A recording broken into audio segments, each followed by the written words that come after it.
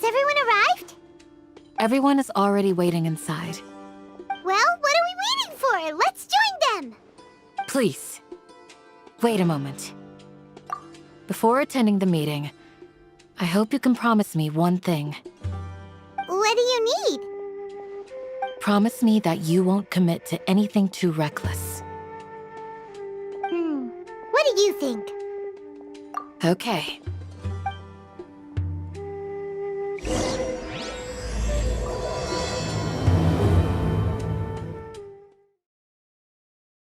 Everyone's here so early! But why isn't anybody talking? We already discussed things a bit. Hey, where have you been? I've missed you too. Are you ready? Very well. Are you sure this is gonna work? I gotta admit, it's bold. Color me impressed. It's worth a try. The point of discussion is to arrive at a solution. Let's cut the small talk and move to the next point. You're making Paimon nervous. You're finally done. I have some other stuff to take care of. Catch you all later. Come on, don't give me that face. I know what you're going to say. I'll be careful. That's what I wanted to hear. Take care.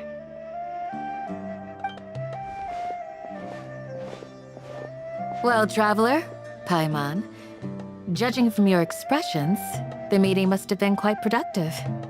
You can tell? I'm not that good at scheming or strategy, but I can sense people's emotions. And based on your reaction, things must have gone quite well.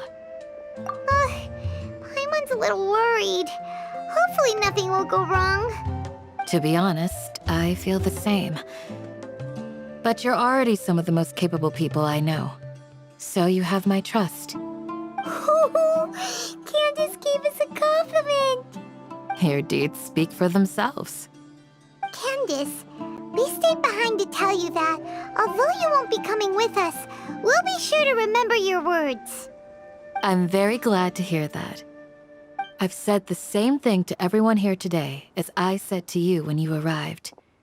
Your safety is the most important thing. Only when you're safe can the plan be successful. So please, take care. You're welcome. And thank you for taking my advice. Good luck with everything. I'll be here in the village praying for you.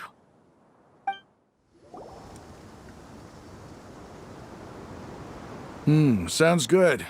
I'll go make some preparations. Okay. I'll hit them! Have you finished saying your goodbyes? Yeah! Also, Candace told everyone to be careful. Yes, she did. But I think my point also bears repeating. Our plan is not child's play. We won't be able to achieve anything if we're simply careful. We must go beyond that and fully commit ourselves to it. I hope this is clear to you. Huh? Shouldn't you be saying something more cheerful to boost our morale right now? Didn't we already do that during the meeting? You can never have enough words of encouragement. In that case, Candace can cuddle you to your heart's content while I continue to remind you of the seriousness of our situation. We all have our jobs to do after all. It's like how some people can be put in charge of logistics while others will fight on the front lines. Speaking of the front lines, you don't look anything like a soldier. Of course. Compared to the mercenaries, I'm merely a feeble scholar. But the advantage of not being a mercenary is that I get to stay in a safer place and offer my strategic insight. Just think about that mercenary who lost his mind. Mercenary groups are facing constant danger every single day. Well, being a scholar is also a high-risk occupation, and you are a scholar. I'm not like the rest of them. Even among members of the same species, some will exhibit far more potential than others. This guy. Paimon still remembers when those mercenaries in Port Ormos called you a lunatic. All intellectuals are lunatics in the eyes of fools. I'll take that as a compliment. That reminds me. Do you remember the record we saw in the King Deshret ruins? It mentioned forbidden knowledge. You have a good memory. Forbidden knowledge has the power to drive people insane, but this fact has never been shared with the public. Even I, who has worked in the academia for some time, was never once informed of this. I think those mad scholars and mercenaries we encountered may have all fallen victim to the corrupting qualities of forbidden knowledge. But the academia has always held a different view. They have always believed that symptoms of madness are a side effect of human contact with divine knowledge as mere mortals. Come to think of it, perhaps the academia has also never understood the true nature of forbidden knowledge and thus always approached the issue from the wrong direction. The Withering, Elazar, and the sandstorms. Don't you think what is happening right now across Sumeru is rather similar to the forbidden knowledge pollution that occurred in the desert thousands of years ago? But Paimon thought that Irminsul's disease is what caused the withering and the sandstorms. At least, that's what Tighnari told us. Wait a second. Could it be that? Ah, you've connected the dots. The cause of Irminsul's illness may precisely be the pollution from forbidden knowledge. But if that's the case, what should we do? This is... Wait. Why do you think Lesser Lord Kusanali would have a solution to this situation? You mean, it's related to the scene you saw when you passed out in the Avidia Forest? That whole... the world forget me thing? In that case, it's imperative that we rescue Lesser Lord Kusanali. Only by working with her to save Irminsul can we completely resolve the problems Sumeru currently faces. To make sure we're still on track, I would like to check on the state of some of our preparatory work. Where are we going? To an Eremite base. Ah, they're here. Huh? What are they doing here? I gave them some technical work to do. Ah, it's the scribe. And is that the traveler I see? How's the work going? Ah, yes! We have fixed the devices according to your instructions. One of them is already ready for use, while the others are still under repair. Aren't those devices for canned knowledge extraction? What are you doing with those? Look here. Huh? More canned knowledge? Are you going to put more weird stuff into her head again? What's that look on your face? Are you scared? Paimon's a little scared, but very, very furious! That's an interesting response. Anyway, we're not going to use this just yet. As I mentioned during the meeting, this knowledge capsule contains a decree I drew up in the past. The academia should also have their own copy. And according to the plan we just came up with... Traveler, I want you to record something into this capsule. Do you believe we can save Lesser Lord Kusanali? Good. Conviction is the most important part of all of this. Now, please get ready and put on this device. You want us to record our conviction into the knowledge capsule? Yes. Paimon is still really worried. I understand, but trust me, Paimon, this is something we have to do. It's best if you can do as I say. Because, to achieve this impossible task, it sounds like you'll need to fool your own heart first. Although it may feel like a trick, self-encouragement may be the most important tool we have. Paimon can see the point you're trying to make. Imagine this. We have orchestrated our plan and successfully rescued Lesser Lord Kusanali. As a result, we have changed Sumeru's entire political landscape. Everything went without a hitch, and everyone recognizes and praises our achievements. Now, open your eyes. Here. What's this?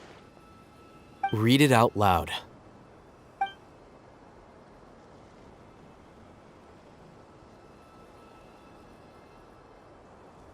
It's done. Is your head okay? Does anything hurt? It's just a recording. There should be no negative effects. But what was the point of doing this? Paimon doesn't get it. And that's perfectly fine. In any case, these capsules aren't meant to be used by you. Huh? What do you mean? Have you forgotten? Our plan needs to account for those who have long relied on the Akasha.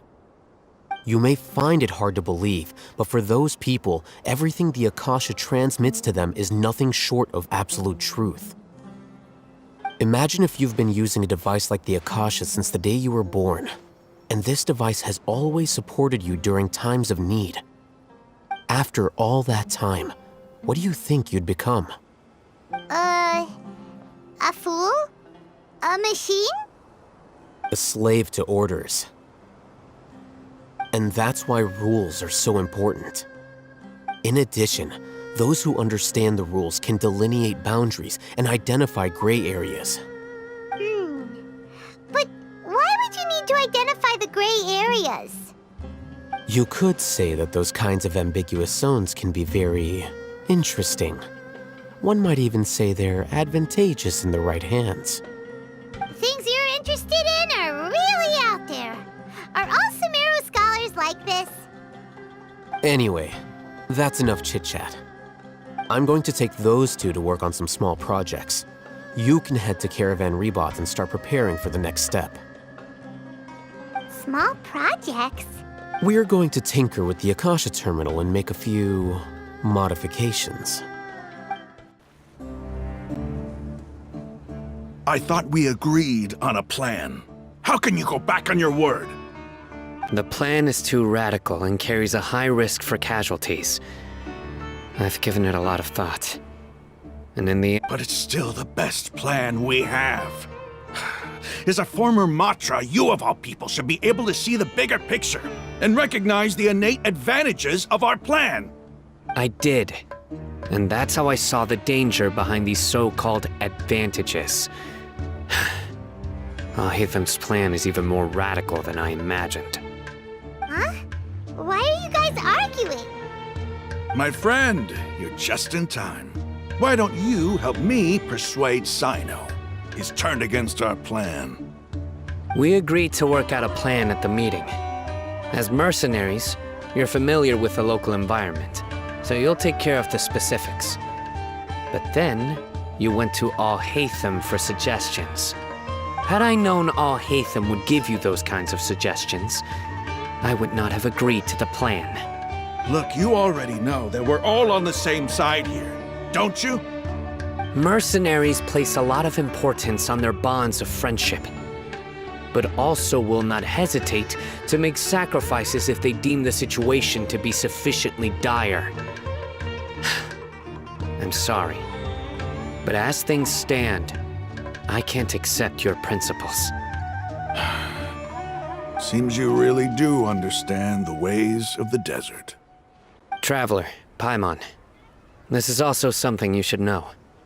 Ramon's plan is to have me work with the Caravan Rebot guards in my capacity as a Matra. We will arrest the mercenaries and escort them into Sumeru City. Wait, how can we work with the guards? We can't get through that wall easily, remember? Caravan Rebot would never let so many unregistered members of the Eremites enter Sumeru City. My plan will clear us of any possible suspicion, and also let us enter the city as a big group. There is no better way. That also sounds like something Alhaitham told you. Doesn't Alhaitham know how dangerous this plan is? Of course he does. He told me, there is no perfect plan, but this can get the job done. He also said that with the help of Sino and the Traveler, our chance of success would increase significantly. I never blindly trust anyone, and I've always had a good eye for people. I think he made a number of valid points. It's my own choice to trust you. If I make the arrests alone, I can control myself and prevent you from getting hurt. But I can't guarantee that kind of discipline from the guards. To make the whole thing more convincing, you'll need to resist to some degree. Casualties are inevitable once push comes to shove. I'm okay with the deaths of enemies. But now that we're allies, I'm against the meaningless loss of our own. I can't believe a Matra would actually care about us. I've lived a hard life, and I can say that people like you are hard to come by. I've always treated my allies with honesty and respect. They have the right to know important things like this. Now you're making this hard for me. Hey, is there something we can do to help? I knew you would say that. We can help fight some of the mercenaries, which should reduce the number of times you'll have to struggle directly with the guards. That should help at least a little bit. Sino, on behalf of my people, I thank you for your kindness. But this is a mission we cannot turn our backs on. We strongly value the lives of our friends, but the goal we are about to achieve is even more important. We have no fear of casualties, because we crave the spoils of victory. So please, lend us your support. We will show you the determination of us desert dwellers. Well, now that you've put it that way, I can no longer refuse. But remember, you need to follow the plan and not do anything reckless. Candace made it very clear that we can only achieve our goals if we can ensure our safety. Since you and I both recognize the significance of this operation, there should be no more animosity between the followers of the Dendro Archon and those of King Deshret. Everyone's life is equally important. Okay, you have a deal. Let's do this for our shared dream. Guards! General Mahamatra! To what do we owe the honor? Keep your voice down. This is a secret operation. I'm going to arrest a large criminal gang near this location. According to the Academia's Guide and Regulations on Secret Operations, I have the right to ask for the cooperation of Caravan Rebot. Ah, of course. Mahamatra Sino's order is the Academia's order. Just let us know what you need. But who exactly are you planning to arrest, and how many people are you expecting? Depending on the scale of this operation, we may need to report it to our superiors. They're a squad of Eremites whose number is comparable to Ain el Akhmar in Port Ormos. They're involved in the theft and resale of supplies from the Academia. As many as Ain al-Akhmar? This should definitely be classified as a joint operation.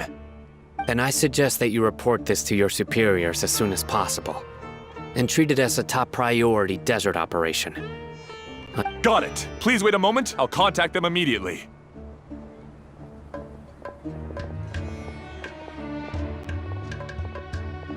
Because this is work. Because I trust you. Paimon can't believe you're still in the mood to chat. This whole thing has Paimon scared stiff. Aren't you even a little worried? What if these guards already know that you have betrayed the Academia and are no longer their General Mahamatra? Even if that guard doesn't know, their superiors might, right? We discussed this, remember? The Caravan Rebot operation is of great importance. But don't worry, the guards there shouldn't know that Sino has stepped down.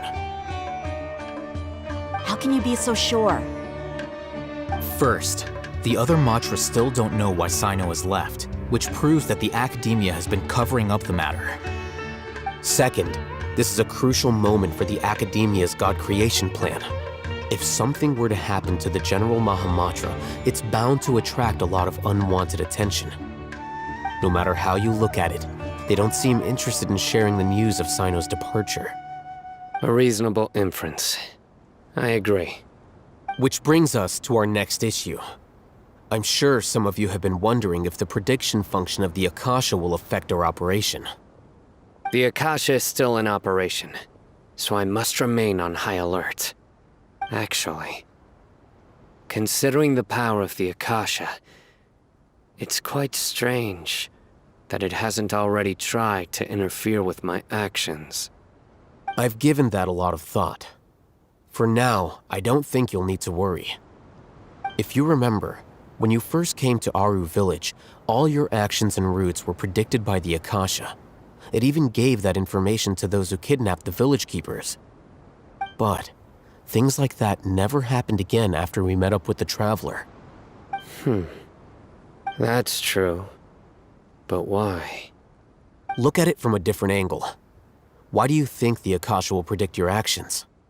Because my personal data has been entered into the Akasha. That's true, but the key to this question is, how well can the Akasha make predictions about a person? Haven't you ever thought about it? Just how can it do this in the first place? Because the Akasha controls the entirety of Sumeru. The Academia firmly believes that all human actions can be explained through logic. By sorting and analyzing entered data, the Akasha can derive behavioral logic and predict the actions of those who fit an existing logic model. However, at the risk of sounding like an advocate for fallacies, can everyone truly be considered logical at all times? Emotions are part of our behavioral logic, but can you guarantee that every experience of the same joy or pain would be equally intense? How can our feelings and opinions be predictable down to the letter in every single instance?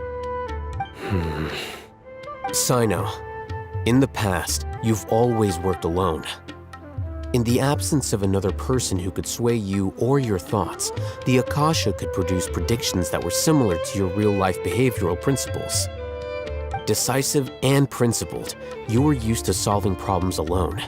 That's why the Akasha could figure you out. But now, you've joined a team. And I believe the Akasha hasn't yet figured out the full composition of it. Our thoughts and logic have intermingled and weaved themselves together to become a complicated, chaotic mess. Any one of us could potentially disagree with another. The Akasha lacks data on these interactions, and it's impossible for it to predict your actions in the future based on your decisions in the past. After all, there's probably a limit to just how much we can be modeled or controlled by data. So, in my opinion, you're probably safe for now. Makes sense to me. I agree. The Akasha is not alive, and I don't think we can be completely controlled by something without a mind of its own. Is that so? I guess there are things that even the Akasha cannot calculate, and people will not be forever trapped by the past. Paimon's so glad that this is settled. Next time, pay attention during our meetings. Will do. Just remember to stay vigilant. Footsteps! General Mahamatra, we were not expecting your presence here. I'm the security officer of the Great Red Sand District. My name is Luxembarbo. This is my assistant, the Traveler. She will be working with me. The construct next to her is for her work. Beep! Construct, beep! What a great honor to meet you. Your golden hair is as bright as the sun. And, is this the latest technology from the Academia? Have you made a decision regarding the matter I mentioned to your subordinate? It seems to be a dire situation, so of course you will have our full cooperation. To be perfectly honest, I've always longed to go on a mission with someone as well known as yourself. There's no need for flattery. Yes, sir. Take your most elite platoon and follow me to the eastern side of the district. We will carry out the operation there. Understood. Map. Hurry, bring the map! In 2 days, we will engage Rahman's Eremites and capture all of them. Any questions about the time or location? None at all, sir. Good. See you then. Yes, sir.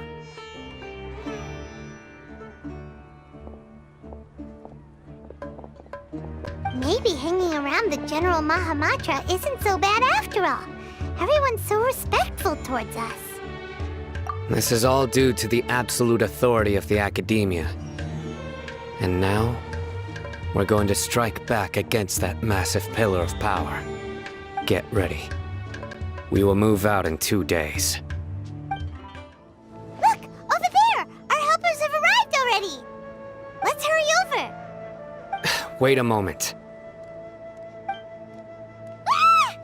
Oh, it's you! You're my assistant, remember?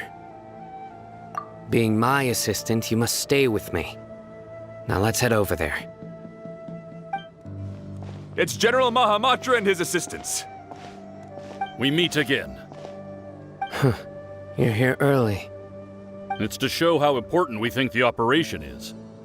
Since this is a big case for the Academia, we are prepared to give it our best. I'm glad to hear your sense of resolve. Remember, we must capture them alive. They are our only leads for the case. If they die, we will be unable to continue the investigation. Understood. Everyone! The Eremites are approaching from the west! Make preparations and be ready for combat. Halt! Oh? What a warm welcome! What do you want? Judging from those shiny weapons in your hands, it seems like you're not interested in a deal. Rahman, the Academia has caught wind of your smuggling and illicit sales. If you value your life, I advise you to surrender. Who are you supposed to be? A Matra from the Academia? I can't believe you came all this way just to catch us. I'm not here to talk. Oh. Nobody's given me this much time of day since I became a mercenary. Brothers! For that slight, let's wash our blades with their blood. Let's show them we Eremites are not to be messed with. It's over. Ah!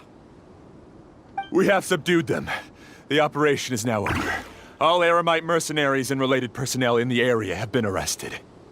Ah, you pitiful Dendro Archon dogs! You'll regret this!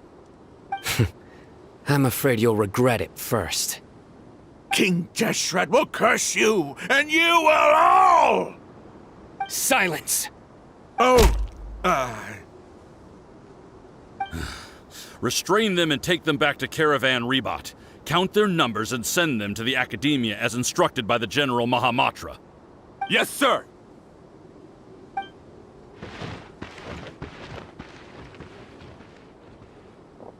Mahamatra Sino, I will now take my leave. If you need further assistance, please come to Caravan Rebat and ask for me. Understood. You are dismissed. There they go. Let's talk elsewhere.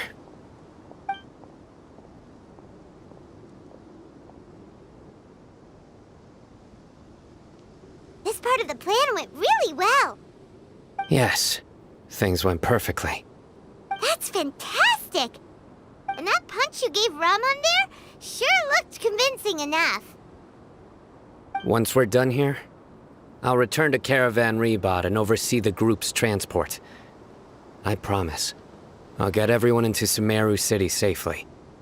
Yeah, you're the reason why everything went so well.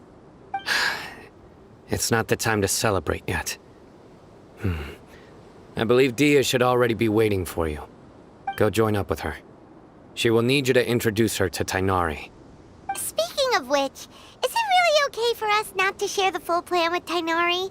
What if he'll feel miffed about it and refuse to work with us? I have a very close relationship with Tighnari. Given how well we know each other, I believe my message alone should be enough to bring him to our side. He knows I won't make jokes about things like this.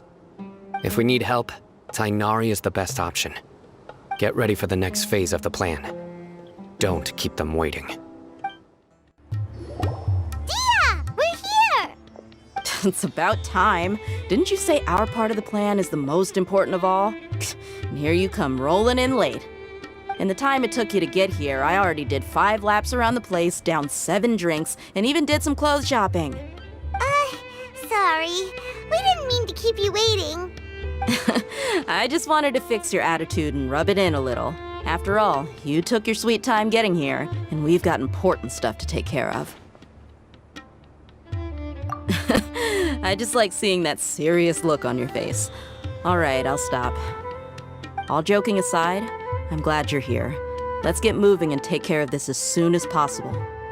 But where should we start? Our responsibility is to get a status update on the Fatui Harbinger known as the Doctor. We need to make sure he won't get in our way when we rescue Lesser Lord Kusanali.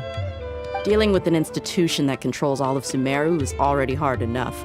If the Doctor were to crash the party, it would be next to impossible for us to achieve our goals. Yeah, we sure don't want him showing up.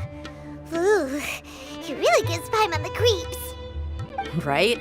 Hearing his name just reminds me of those stuffy old geezers in the academia. I'd rather not have to deal with someone like that.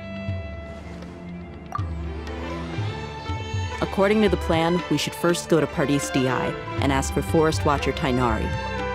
If all Hatham and Sino's sources are solid, then we can be sure that Tainari still has the Academia's trust. So, we'll find Tainari and convince him to get us the latest intel on the Doctor. Then, depending on what we learn, we'll make any necessary adjustments to our plan. The sages have placed spies everywhere on the other side of the wall. I'll follow you as a bodyguard. You should be honored. I don't offer my services to just anyone you know. But Paimon thought mercenaries would do anything for Mora. That's certainly true. But when multiple employers are vying for your services, you should always go with the best offer. Let's see. If I were to charge you a bill, I guess I can apply a discount. How much more do you want? I was not sure we can afford it. How much do I want? Hey, how about paying me with a smile? What do you say? I haven't seen you smiling much recently.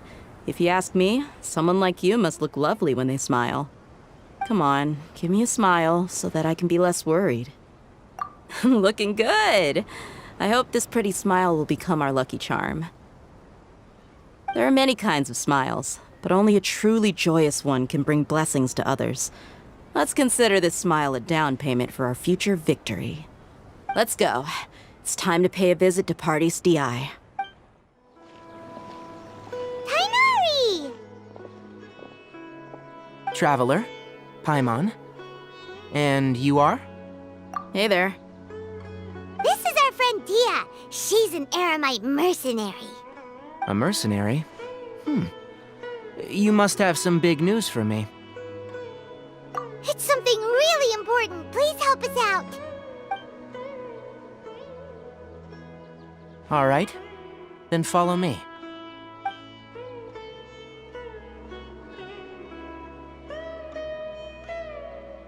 This place is better. We won't be disturbed by any passerby. Okay. What is this important thing you want to ask me? The Doctor. He's that strange-looking Fatui Harbinger with the mask. Paimon thinks he has blue hair. Yes, I know him. Actually, he left Pardis DI just a little while ago. He left already?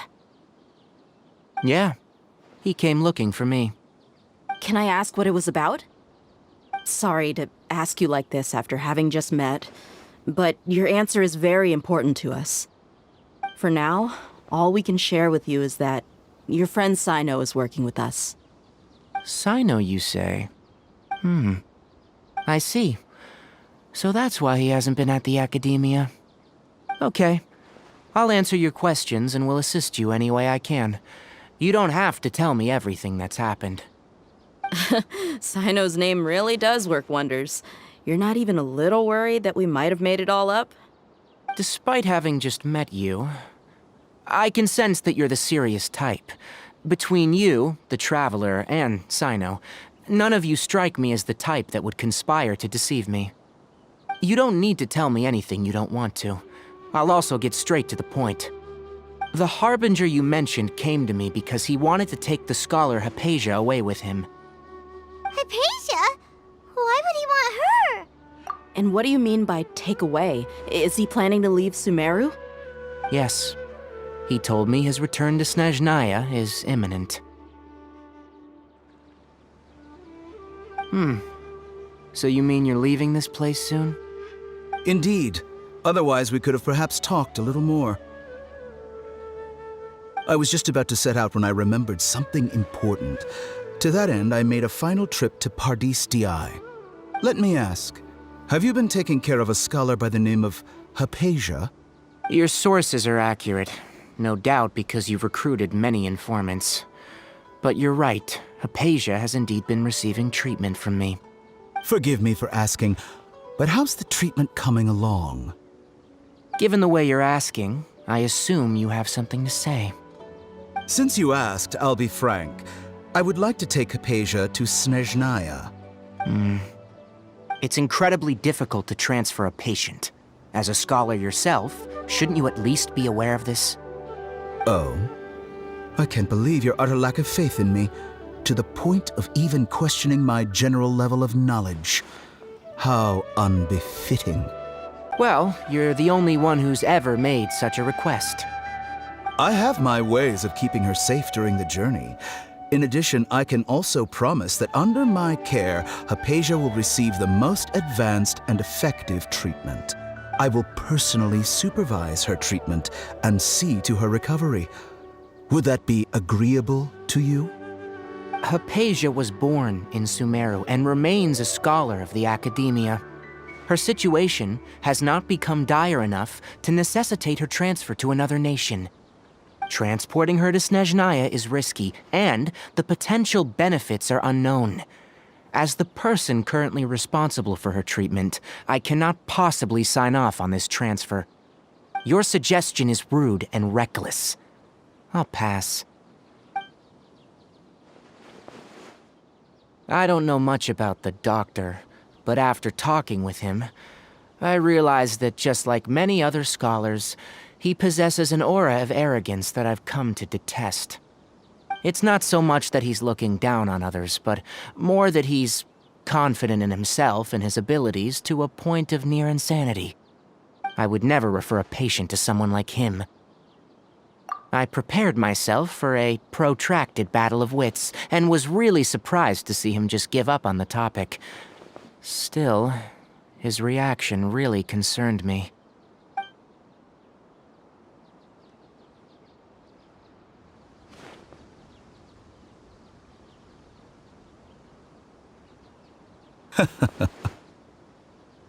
I see, I see. Of course, your opinion makes perfect sense. You're still young, but already quite stubborn. I must say, you are not like what I had expected. Under normal circumstances, I wouldn't just let you off the hook like this. But unfortunately, I'm in a hurry today, what with Her Most Noble Majesty the Tsaritsa calling for our return. Luckily, there is still some time left for me to take care of everything before I leave. It's just as the Academia said, you're a responsible and gifted scholar. Sadly, even with all of that, you're still lacking a bit of shrewdness. And that's also why people like you can never realize that sooner or later, everyone must pay the price for what they've learned.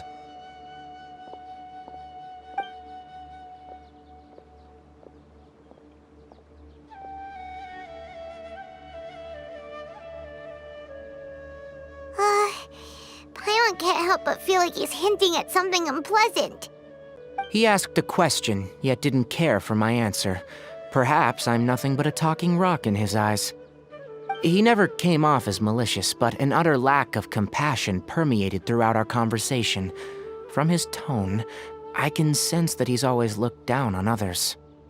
I can barely believe it myself. But if that's true, the situation will be in our favor. I don't think I missed any details. Frankly speaking, I don't want you to do anything too risky. Now that you know a little more, it should be easier for you to stay safe. Sorry we can't tell you everything. We appreciate that you helped us anyway. I won't forget your kindness. It's okay. I have an obligation to do so. To be perfectly honest, all of this may have started because of me.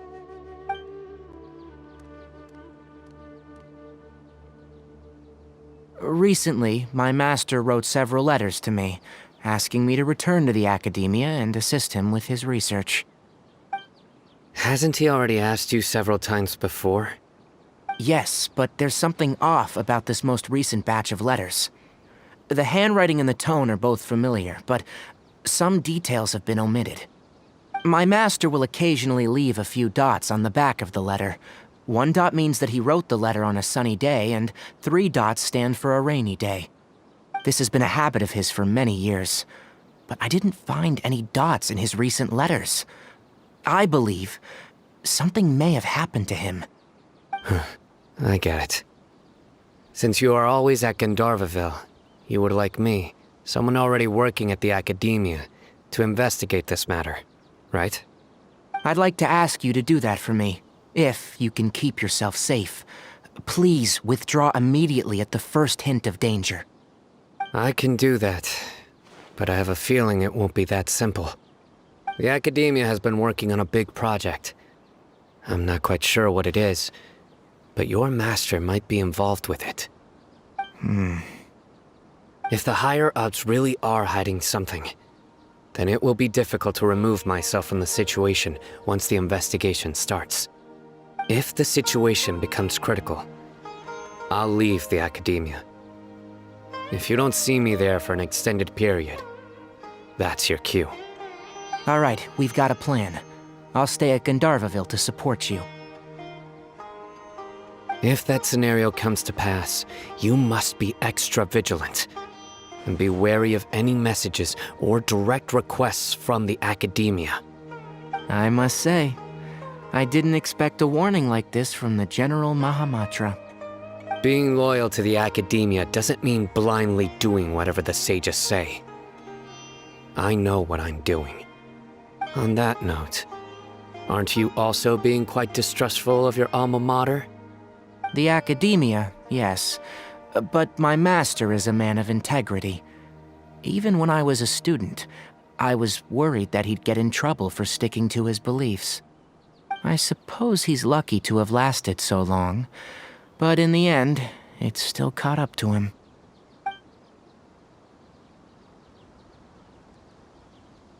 I see. So you noticed something was up with the Academia from the very beginning. This may well be how Sino became involved in all of this. In which case, I must keep my promise and help you however I can. Also, if you run into Sino again, please... I think this may be something he needs to hear right now. Okay, we'll find a chance to tell him. Thanks. Right. Now let's go hunt down this Harbinger. Oh, by the way, which way did the doctor go when he left Pardis Di? That way. Gotcha. Thanks so much. We'll be on our way. According to Tighnari, the doctor is leaving Sumeru soon. I want to check if the doctor was actually telling the truth. He also said that he'll take care of everything before he leaves. What did he mean by that? We need to be extra careful when dealing with a person like him. Just to be safe, let's chase him and see what we find. But we have no idea where he went. How can we start chasing him? We'll do it the mercenary way. I'll find leads as we go. All you have to do is just follow me. We can stop here. I think I know where the doctor went. To the south of here is Port Ormos, which seems to be where they're headed. Port Ormos? They're going to leave by boat? That's right. Let's go to the port and have a look for ourselves. Look! Fatui soldiers! Thanks to Dia's tracking skills, seems we found the right place. Shh! Don't draw their attention. The port is crawling with Fatui soldiers. Let's keep going and see what we can find. Now this is a proper farewell ceremony for a Snezhnayan Harbinger. The Lord Harbinger is leaving. I've still only seen him once or twice. I used to hold a position in our homeland, and back then, the doctor spoke in a very different way from the way he speaks now. Maybe the way people talk in Sumeru has rubbed off on him? It's always like that when you spend too long away from home. When he gets back to Snezhnaya, perhaps it will also take him some time to get used to the life there again. Huh? But, sir, that can't be right. No, I remember it like it was yesterday. Both his expressions and tones are now very different. Also, for some reason, he seems like he's all smiles now. You must be mistaken. Nobody's supposed to look happy when they're on a business trip. The doctor is on that boat. So he told the truth after all. He is actually leaving Sumeru. Let's get closer and find a place to hide so we can observe him. This place'll do. We can hide here while we keep an eye on the boat.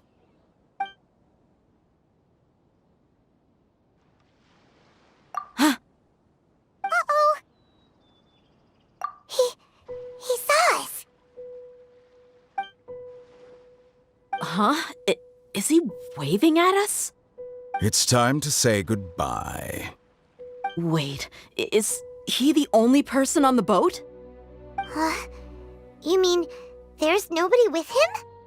And where are all the soldiers we saw on the port just now? They were all here just a few minutes ago, but now they vanished. So this was a trap. Wait, don't tell me that. Luckily, there is still some time left for me to take care of everything before I leave. Oh no. They might be after Hypatia. Let's get back to Pardis Di. Huh? What do you mean? I'm afraid that she's seen something that she wasn't supposed to see. If I were the Fatui, I would also try to take her away. And if I couldn't... Oh no! Are you saying they're going to kill her? Let's go! Pardis Di is not a place you Fatui can just show up and do as you please. I believe we've already made ourselves quite clear. Our superior gave us permission to search for and collect medicinal herbs in Pardis Di for research purposes. But you've been in Sumeru for some time already. I find it coincidental that you chose to only come here today. Even the Grand Sage himself may not have the right to question our research, much less an ordinary scholar like yourself. I've done my duty to inform you. Don't make things difficult for yourself. It would seem that my words have fallen on deaf ears. You can keep trying to deny it, but coming to Pardis Di now, I'm pretty sure you're not just looking for herbs.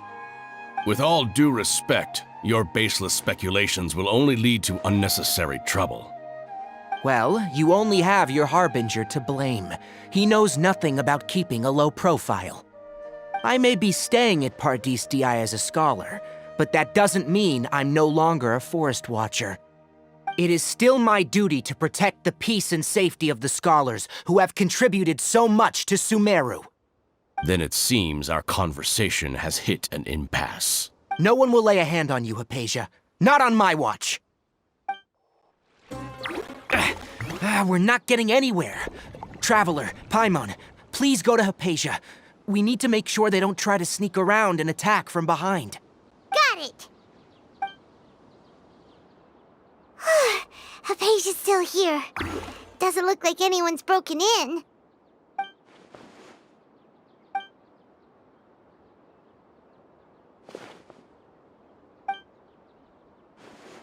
Well, how is she? Oh, that's good.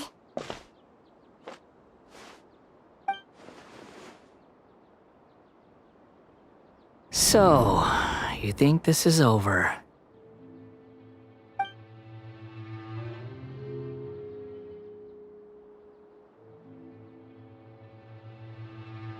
What? The Balladeer is here?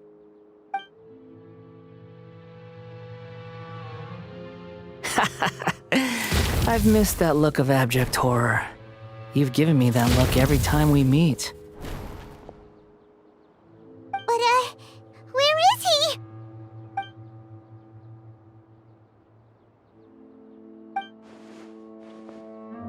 I can hear all of your thoughts, you know. Don't you remember? I already saw you the first time you came to Pardis Di, and made contact with Hypatia.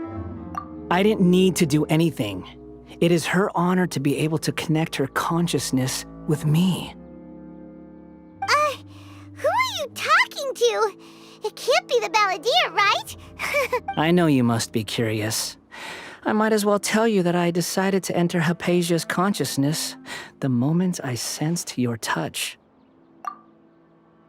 I wanted to observe you on a fool's errand.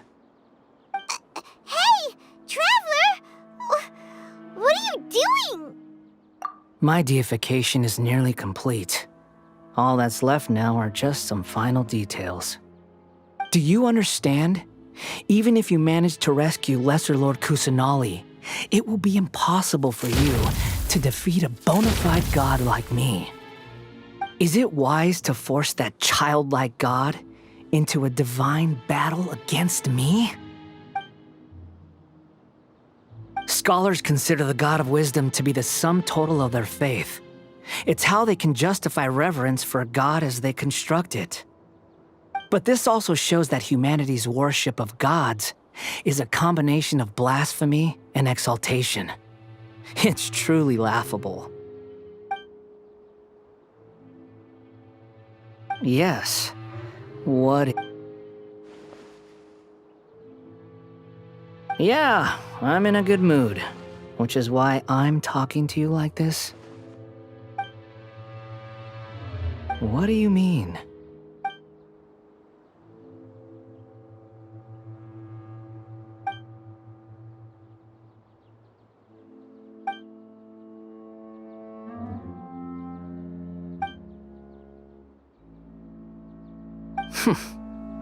Those words almost make you sound like a friend who actually cares.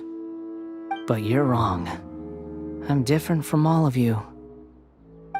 I was born to become a god. My entire life up until this point has just been a meaningless routine. Just think about a sheet of paper. By itself, it holds no meaning. The content recorded on it is what gives it value. All I had recorded down before were some painful memories and boring human feelings.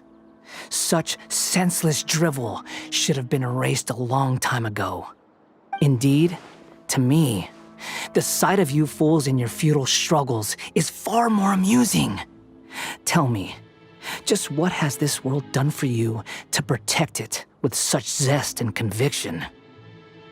I'm connected to your consciousness, so I can hear what you're thinking and sense the depth of your determination.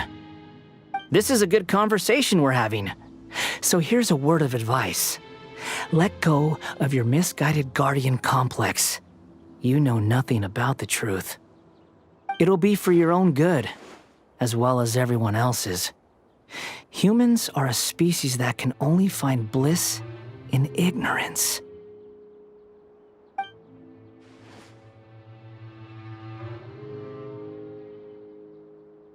Ah, you've seen my affection for her.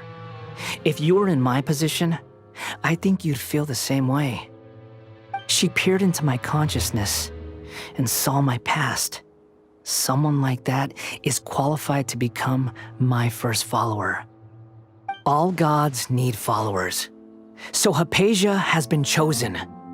Her appearance heralds my imminent arrival at the throne of divinity, while her worship shall become my glory. You're doubting me again? No matter. Soon, you'll know what kind of authority you're challenging.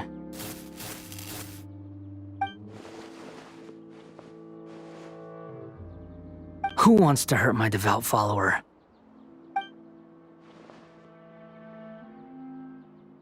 The doctor wants to hurt my first follower?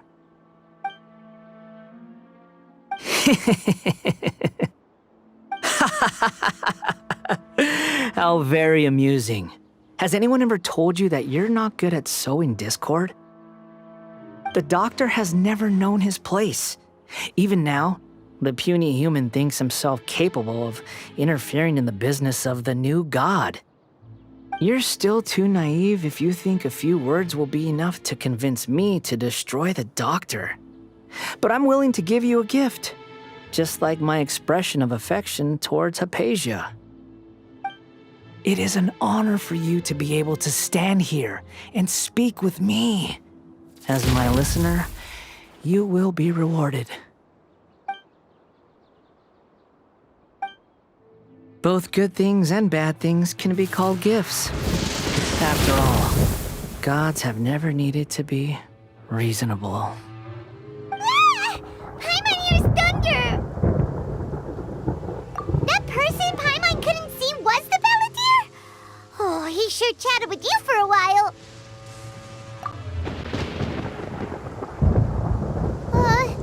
Where is the storm headed? That means anyone outside is in danger! Let's go! Tighnari and Dia still must be fighting! Oh! Have the Fatui retreated? Hey! What happened to you? He's hurt. I'm fine. Ow! Don't move. I've seen Eremites get struck by lightning before. You need to rest. Struck by lightning? We were fighting, and just as things started looking grim, the weather suddenly became extremely strange. Lightning started attacking everyone, almost as if it were alive. Luckily, there were only 2 of us, and both of us were nimble enough to dodge most of the strikes. There were a lot of Fatui, though, and they were being torn to shreds by the bolts of lightning. With that, all the Fatui soldiers were forced to retreat. Why are you sorry? It's all right. I'm sure you also never expected this to happen. Don't blame yourself. My wound aside, you look like you've seen something unpleasant. Is Hypatia all right? Hey, didn't I tell you not to move? Just in case, let's go to Hypatia's place and talk about things there.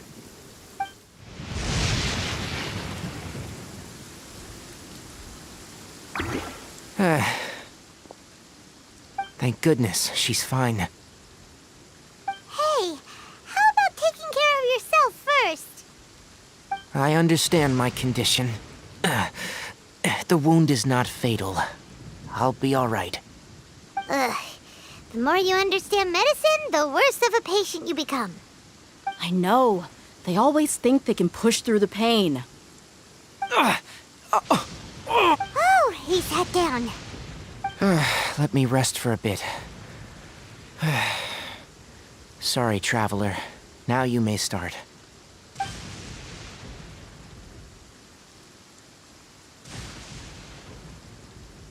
So that's what you were talking to the Balladeer about? Oh, Paimon can't believe what he's thinking. The Academia's God creation plan. How ridiculous. That sounds, ambitious, I guess? Anyway, this is all way beyond me. As long as I can enjoy every day with a drink in my hand, tasty food in my stomach, and a good night's rest, that's enough. I'll only work when I have to. I must be the least ambitious person who's ever set foot in Party STI. Don't say that. I haven't even thanked you for your help back there. Don't mention it. Well, if nothing else, all this proves that the doctor really did have some urgent matter to attend to and left Sumeru in a hurry. Maybe the Fatui want to cover up some secret of the Balladeer. Is that why they tried to seize Hypatia? You said the Balladeer claimed that Hypatia has seen his past. So, what could be there? Have you noticed? The Balladeer is not happy with the doctor's actions. He thinks the doctor has no right to consider himself as his equal. So, if the doctor was to show up again, would the Balladeer zap him with lightning? Based on what the Traveler has said, I think he would. Having the doctor gone benefits him as well as us. In other words, we've successfully completed this stage of the plan. The doctor is out of the picture now. Yay! That's a big accomplishment! I'm also happy for you. Thank you for the help, Tighnari. Make sure you rest up for now. Yeah, all right. Okay, that wraps things up for us here at Parties DI. Traveler, it's about time we rendezvous with the others at the Grand Bazaar. Let's continue to keep a low profile. You can head there once you're ready. All right, everyone is here. How did everything go? Any luck with your missions? Let's report back one by one. I'll start first. We've made the necessary modifications to the Akasha terminal. In addition, the props required are also ready. I'll go next. The Traveler and I went to Parties DI. The situation was a bit complicated, but we found Tainari. Unfortunately, he was wounded during a fight. Who was behind it? Well, that's the tough part. What should I say, Traveler? The Fatui or the Balladeer? After some back and forth, we confirmed that the doctor has left Sumeru by boat. He has something urgent to attend to back in Snezhnaya. So, we've successfully removed the doctor from the picture. Also, Tainari's already resting, so he'll be... Good. Oh, Tainari also asked us to tell you this message. Trust your own senses and experiences. All right. I'll remember that. Everything also went smoothly on my side. The Eremites should have arrived at their destination by now. To avoid alerting the quarry, they will stay there for now. I can't believe you actually got so many Eremites into Sumeru City. It's all thanks to Rahman and his brave team, as well as their bold strategy. It appears to have been very effective. I'm glad to hear it. Well, is that everything? Okay. Huh? Wait, you mean that's it? Well, what else is there to discuss? Shouldn't you end with some words of encouragement? You know, to fire us up now? Personally, I'd rather we all go home and get some rest. I'll hate them.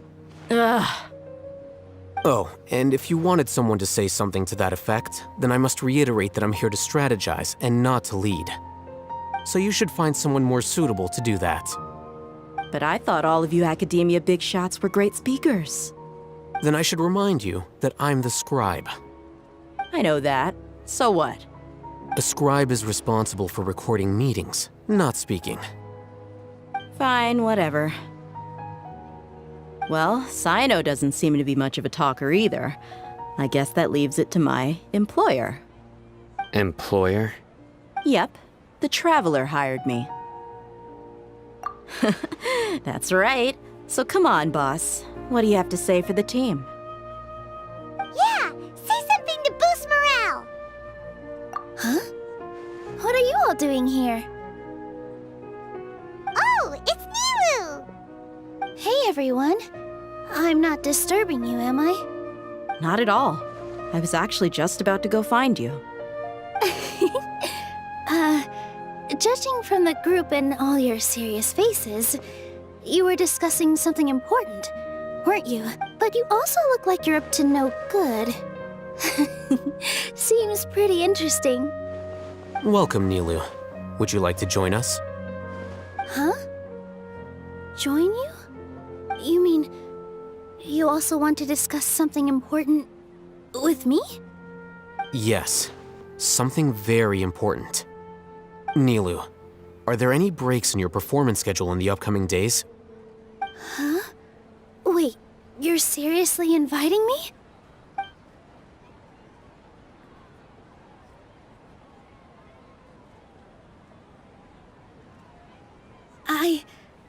I can't believe my ears.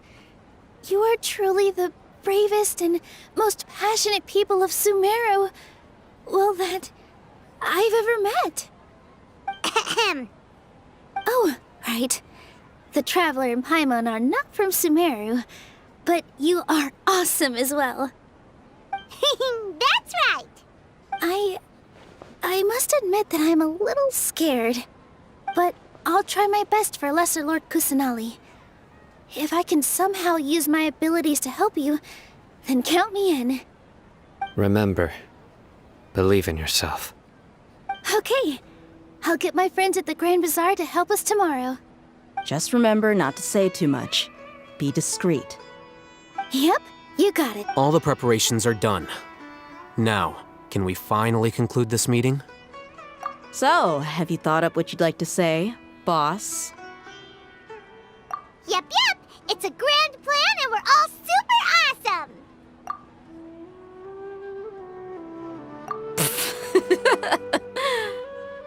Well said. A good night's rest before an operation can be the difference between success and failure. Thankfully, I've had my place to myself recently. It's been nice and quiet. Huh? Oh, nothing. Alright, let's all go home and get a good night's sleep so we can be up early tomorrow. Okay, so I guess that means it's time to say goodnight now. Yep, good night, everyone! Hello, you two. Sleep well?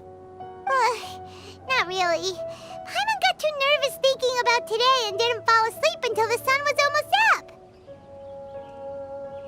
What about you all, Haytham? Naturally, I slept just fine.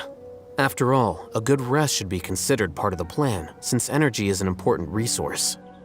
You just want to show off how calm you are! It's crucial to dissipate any tension before we execute our plan. The only thing you're doing is being annoying! Anyway, do you need me to go over the game plan again? Our target is Grand Sage Azar's office. Everyone in the Academia knows that's where the Grand Sage's console is. Only they can operate it. Many restricted commands and operations are executed via that console. I'm sure that console has a way to free Lesser Lord Kusanali. You know, Paimon's been thinking, what kind of technology could let the sages imprison even a god? That isn't something they could have accomplished with their scholarly talents alone. In the Sanctuary of Suristhana, there's a device of Greater Lord Rukkhadevata's that she once used to isolate herself while meditating. 500 years ago, the Grand Sage at the time modified the device so that it could no longer be controlled from the inside. They were effectively trapping one god with the power of another. So, how are we gonna get to the Grand Sage's office? Don't forget, today is Nyagarbha Day, arguably the most important day to the Academia. The sages and core Academia personnel are busy loading the latest batch of research developments and legal decrees into knowledge capsules so that they can be entered into the Akasha. All the Darshan's researchers have their noses to the grindstone, and the Academia's grounds are flowing with all sorts of people. It's the perfect time for an infiltration.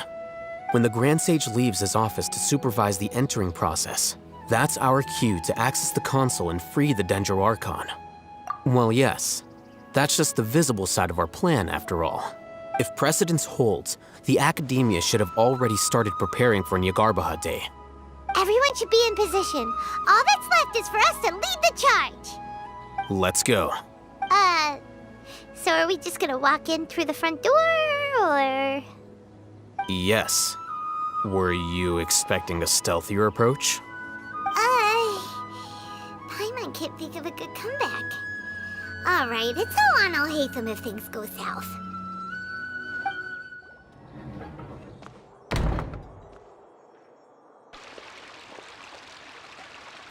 Scribe? Please, wait. Are you Scribe Alhaitham? That's me. Is something the matter? I'm in a hurry. No. I was just surprised to see you here. I had heard that the sages were looking for you not long ago, but I didn't know what for. And, also, please don't bring outside guests into the Academia. Outside guests? How did you arrive at such a conclusion? Your groundless inference shames the Haravatat Darshan. What did you say? I'm the top student in Haravatat, and I earned 3rd place at the last Inter-Darshan debate. Don't look down on me! That wasn't my intention. As your Haravatat senior, I just assumed that you possessed a greater aptitude for critical thinking. Look, based on what you already know, the purpose of my return and the reason they're here should be obvious. Is that so? Wait a moment. Let me think. Don't the sages search for you. A blonde-haired traveler. Outside guests.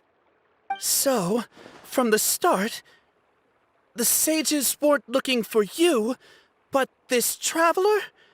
And you— Hey, shh. Yes, you've proven yourself as the top student in Haravatat. I surmise you've arrived at the correct conclusion. As I expected. Please, forgive me. I wasn't thinking clearly just now. It's nothing. We'll be on our way then. All right. Thank you for your contributions to the Academia, Scribe.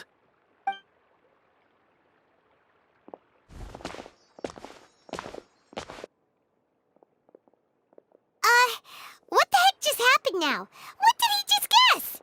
I'm afraid I don't know either. You have no idea? Mm-hmm. He convinced himself of whatever truth he came up with. That is the so-called pride of a scholar. If someone questions their academic facility, they will instantly feign understanding to keep up appearances. Nowadays, the academia is rampant with this type of scholar. Their obvious farces of intellect only serve to highlight themselves as fools. Wow, so there are special ways to deal with smart people. We don't even need to make up our own excuses. We shouldn't waste any more time. It would be problematic if we missed our window of opportunity. Let's go. Is this the Academia's library? Indeed. Known as the House of Dana, it is quite possibly the most extensive special collections library in Teyvat. There are a lot of students going through here. Is it really okay just to waltz right in? The Academia marches to a fast beat, especially since it's Nagarbaha Day. They're all just act natural. Now, hurry along.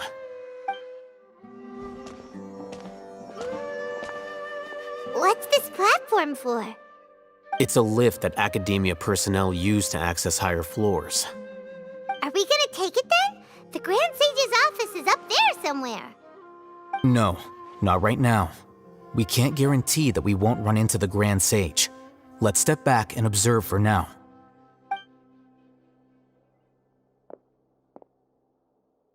You think the Grand Sage will exit from there? And after he does, we'd sneak past him? Oh, Paimon thinks that's really dangerous. Who knows?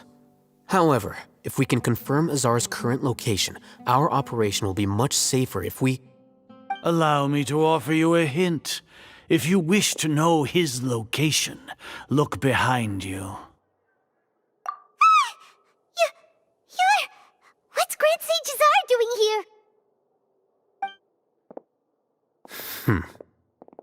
Do not tell me you believed the Academia would not grow suspicious of you after such a prolonged absence, Scribe.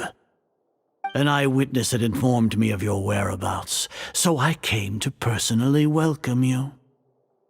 Grand Sage, I didn't expect you to care so much about me. I'm truly flattered. I'm sure, but compared to you, I am far more interested in these two unexpected guests. You are the Traveler and Paimon, correct? It's a pity that only now have I been afforded the opportunity to formally meet two of Sumeru's most esteemed guests. I do apologize for my lack of decorum. Excellent. You immediately initiated discussion instead of attempting to prepare some perfunctory excuse. You clearly understand the situation at hand and have no intention of making a reckless stand. The foot traffic here renders this place unsuitable for discussion. Please, follow me to my office.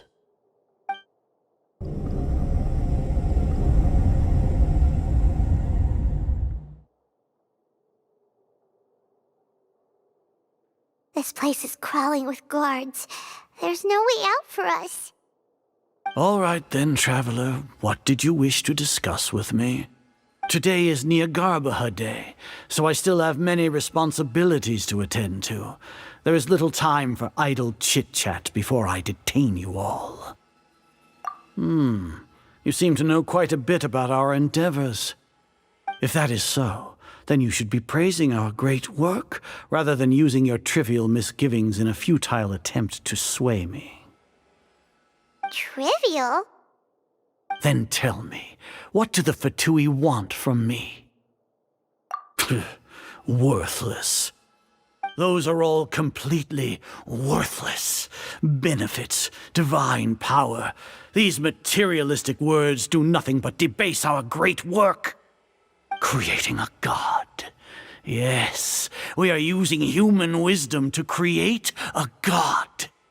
If humanity cannot attain omniscience and omnipotence, then we shall create a god to reveal them. This is the pinnacle of human wisdom.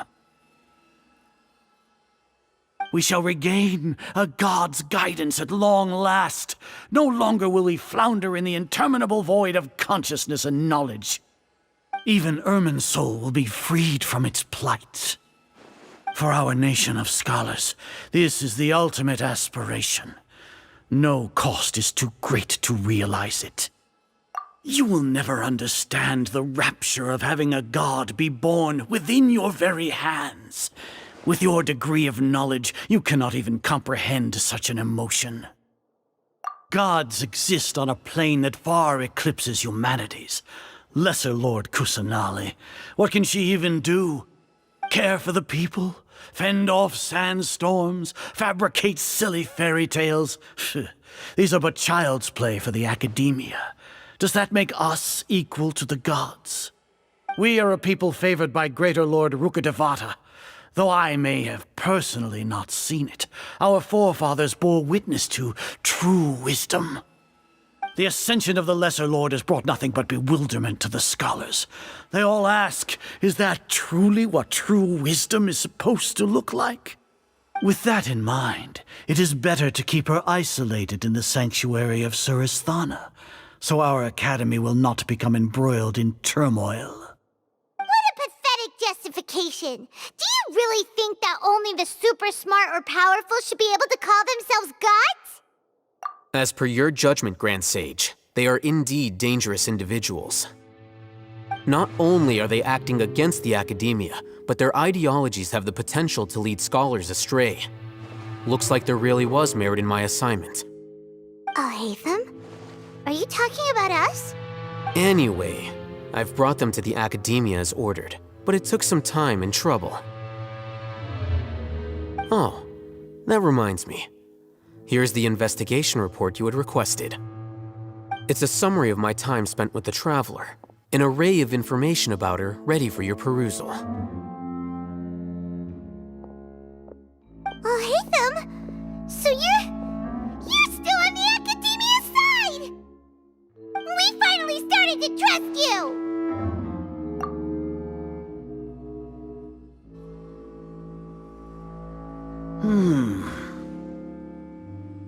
Excellent. Detailed contents with no errors.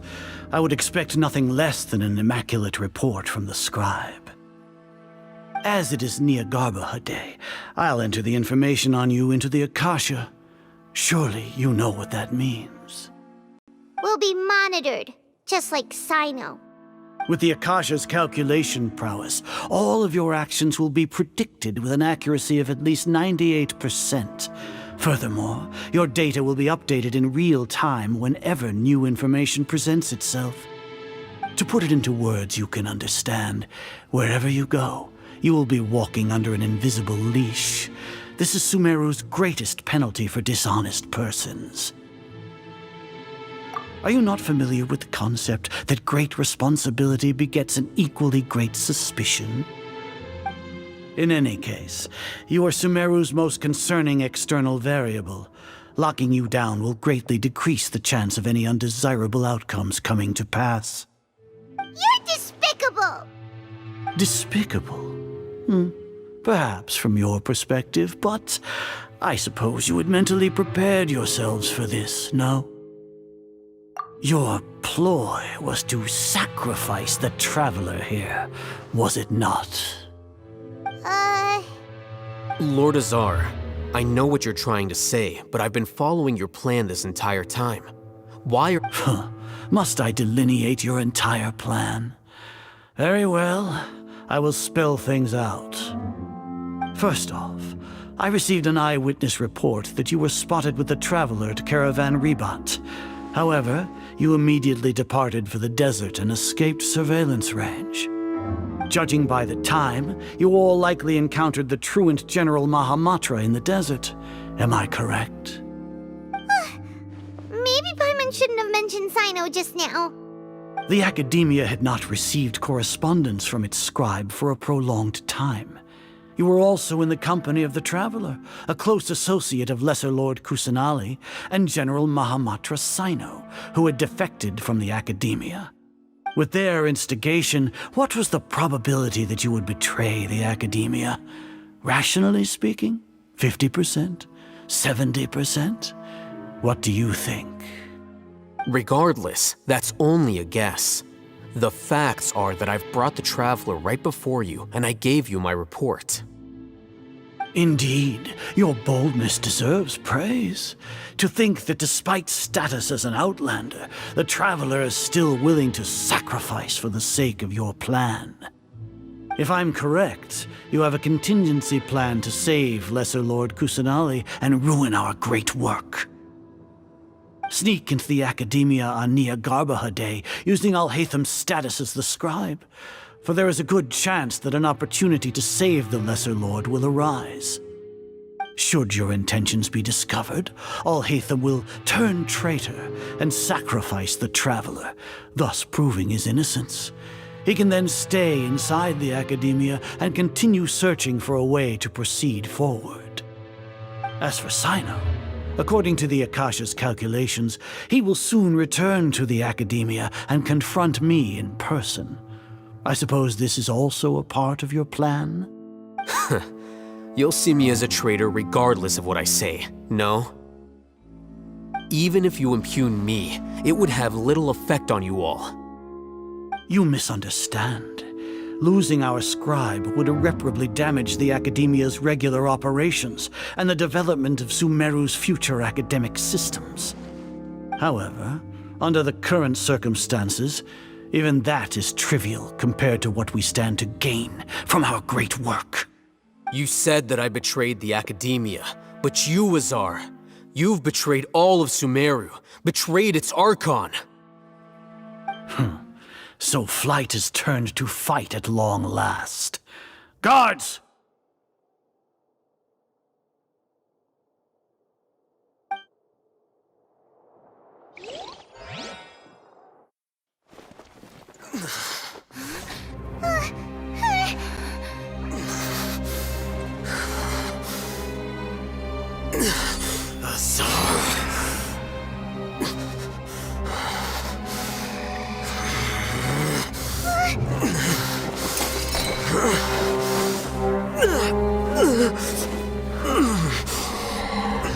Well, what do we have here?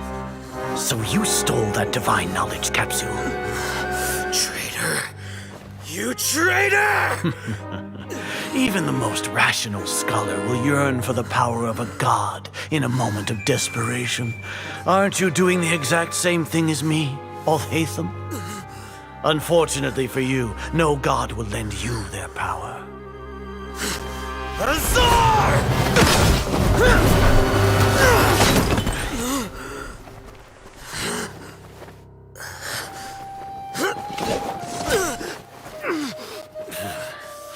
He has gone completely insane.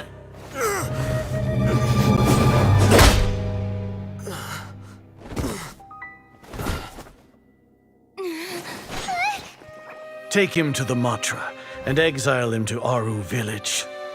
Then find someone to take these two to the confinement room.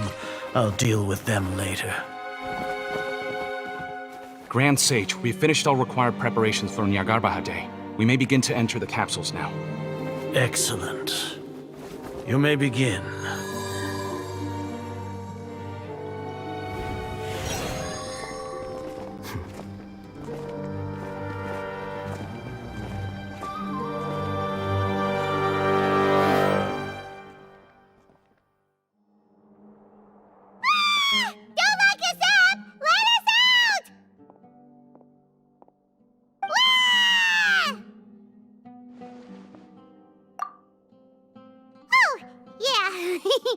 Paimon Paimon got a bit carried away there. How was Paimon acting just now? Great, huh? Everything's going according to plan so far. We made it into confinement, and Alhaitham's probably done with his part too. We even managed to trick Grand Sage Azar. Alhaitham sure knows how to cook up a plan. What are we doing next? Paimon has trouble remembering things when she's worked up.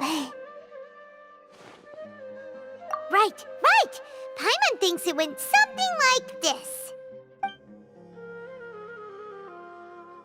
Apart from that, we still have yet another goal in the first stage of our operation, which is to send the Traveler to the confinement room. What? Why do we want to get her locked up on purpose? She's always been the person the sages are most afraid of, as well as the greatest obstacle to the successful implementation of their plan. They are very aware of the risk she poses to them. Once the Traveler is imprisoned, the sages will likely think that everything is under control. And with their guard down, the next phase of our plan will have a much higher chance of success. I can already see the pompous looks on their faces. Oh, that's a super tricky plan. But Paimon still thinks it's not really worth it. That isn't the only reason, of course. She has a more important task once she's in confinement. According to the Academia scholars in Ramon's custody, Lesser Lord Kusanali has sealed off her consciousness in the Akasha ever since she was captured by the Doctor. That way, they can't pry any more information from her. Even if we break into the Sanctuary of Surasthana, it will take time to awaken Lesser Lord Kusanali's consciousness. We need to do that in advance. So our job is to wake up Nahida! Okay, totally worth getting thrown in jail for. The confinement room is inside the Academia, close to the Sanctuary of Surasthana. It's a completely enclosed space, and you won't be receiving any visitors. I'll work with Ramon's scholars to make some modifications to your Akasha terminal.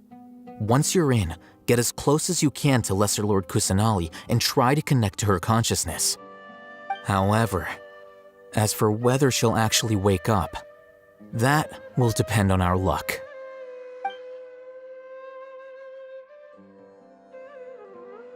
Oh, no wonder you've been wearing your Akasha terminal today.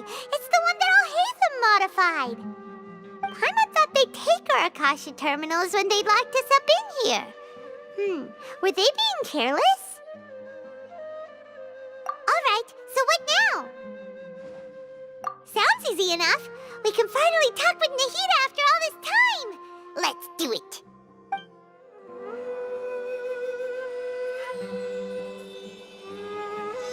Huh? Is this the right spot? Are you getting anything? Please work.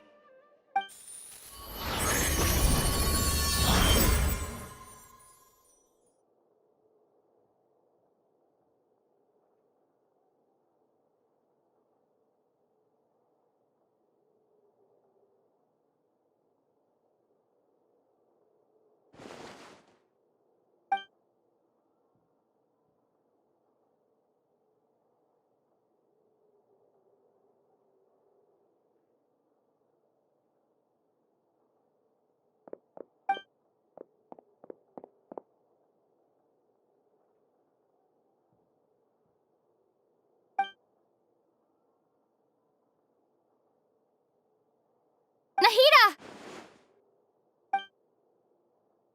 Hey, Nahida!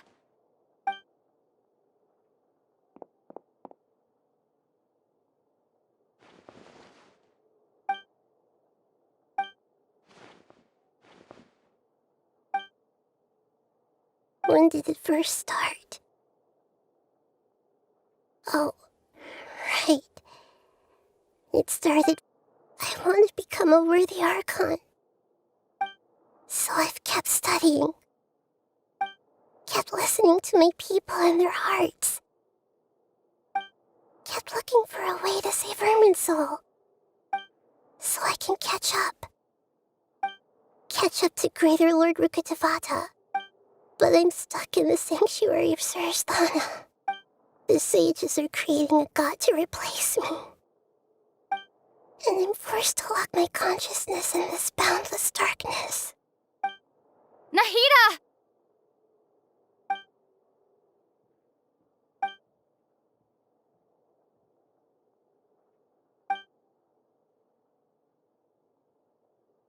Nahida!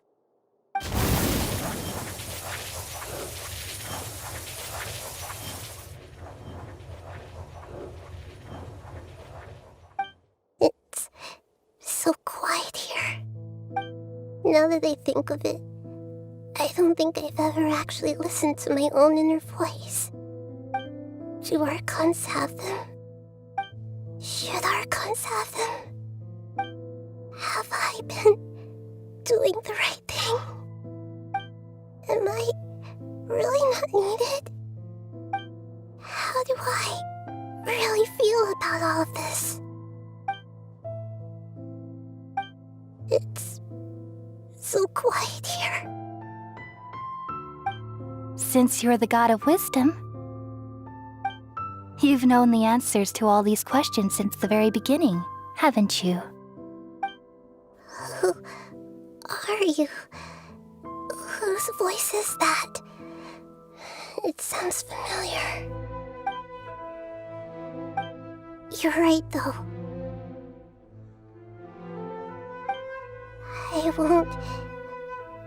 I won't ignore my own voice anymore.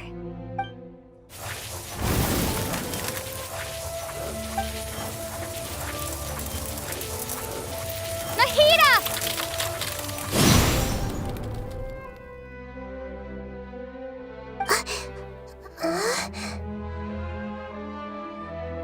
Nahida? Did you wake me up? Thank you. Why are you here? We're here to rescue you. Are you alright? I'm fine. It's just... when I think of everything that's happened to me, I feel really angry now. You should have been angry ages ago.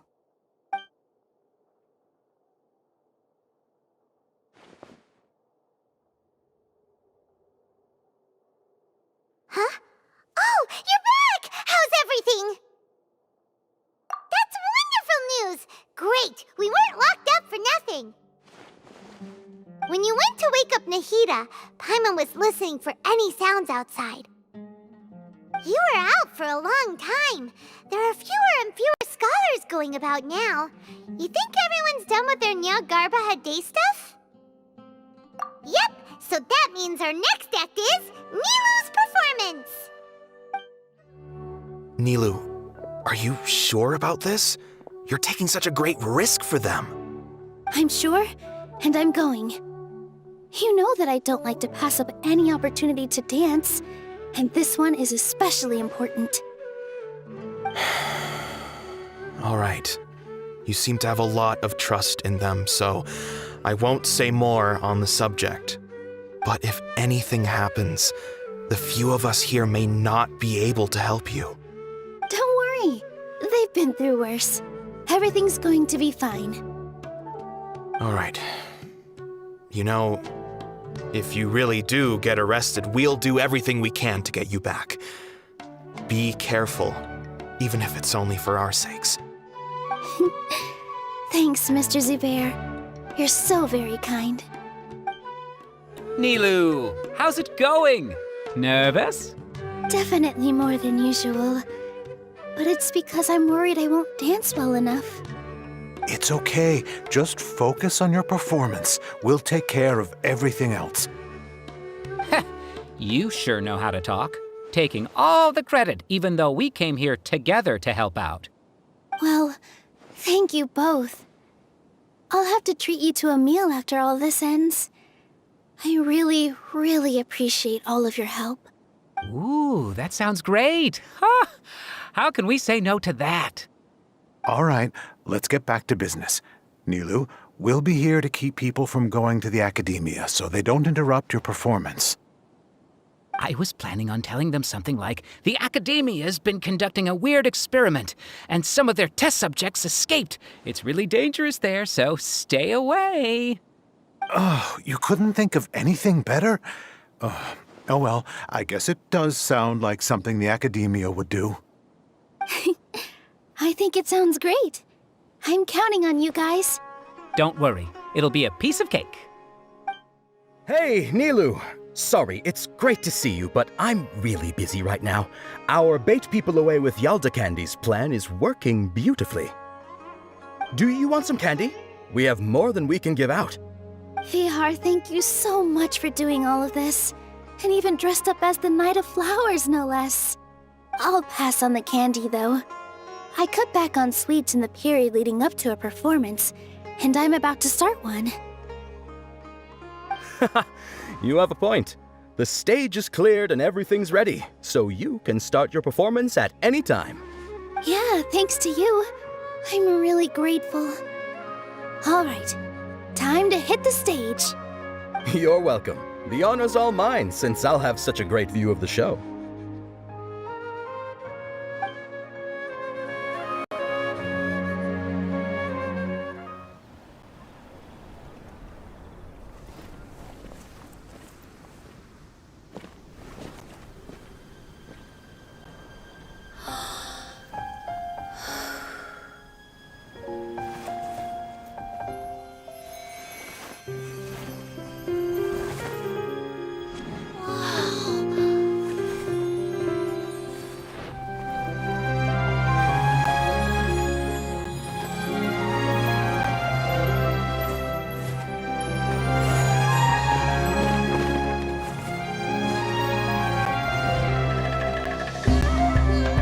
I've never seen a performance like this. This is incredible. Yeah, but I heard that public performances like these have been banned. I can't believe she's doing this here.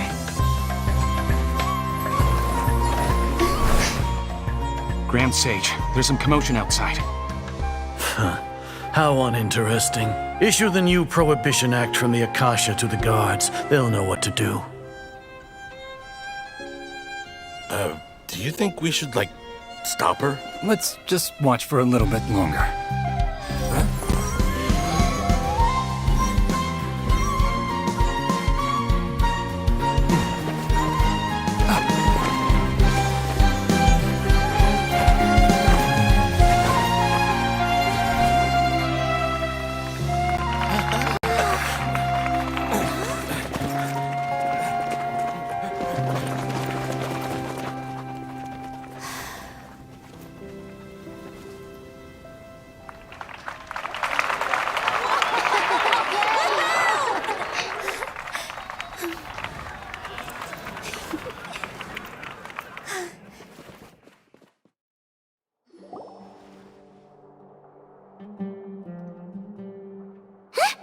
Did you hear that?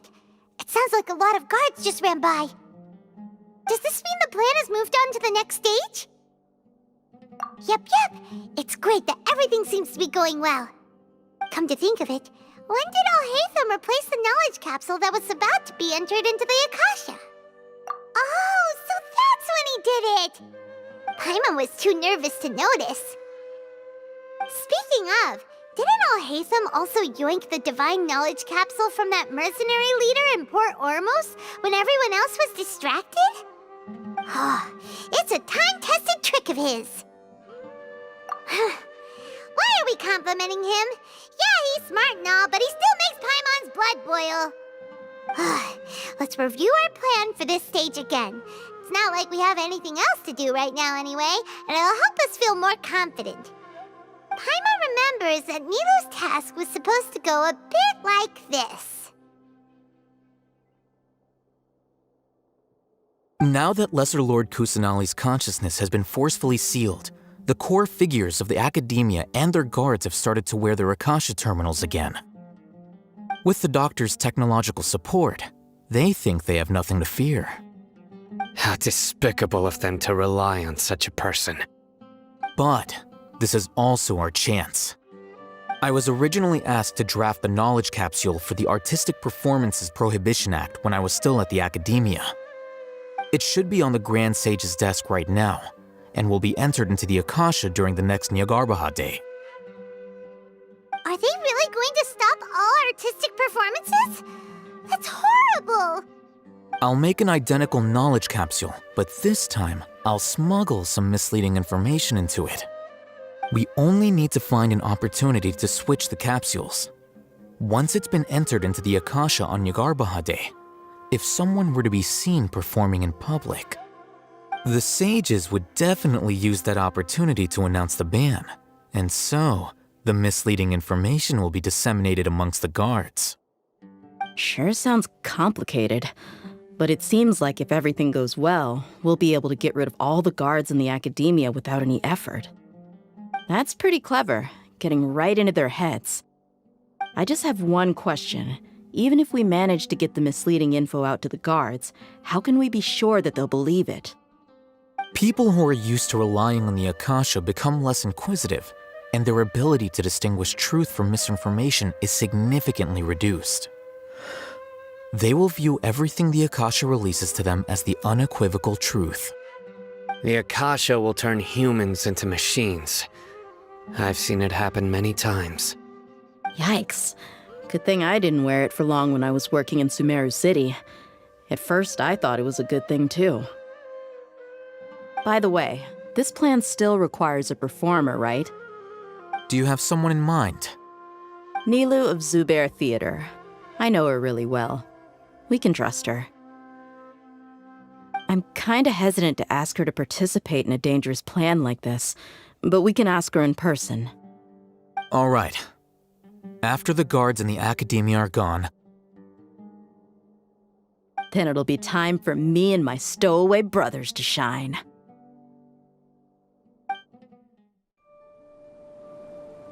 Here they come. Did you see that, Raman? They came out from the academia in droves. After laying low in the city for so long, this is the moment we've been waiting for. My brothers have already sprung into action. We couldn't do anything to them inside their coop, but outside the academia, this is our hunting ground. With a lioness like you, the prey sure won't be able to run far. We still need to eliminate the guards as soon as possible. If we give the sages enough time to realize what's happening, the plan's doomed. All they've done is to sit on their cushy salaries and twiddle their thumbs all day while we fought and struggled every day in the desert. The only advantage they might have is their numbers. Speaking of which, most of the guards who report directly to the Six Sages belong to the Corps of 30, but they have a completely different reputation. Following those blasted sages every whim, throwing away all the principles of being a mercenary. As someone in the same profession, I'm obligated to teach them a good lesson today. Indeed, the trap has been set. All we need to do is lead them there. All right, let's each take a road and herd those scattered guards back into one place. Make sure to attract their attention. Isak will be the key. You gave such an important task to that child. Will he be okay? It'll be fine. Isak was so determined to help, so let's put our faith in him. Besides, even if he's caught, the guards would be too scared to do anything to him. They've never seen Lesser Lord Kusanali in person, after all. You've got a point. Anyway, I think I see them coming. Let's head out. Good luck.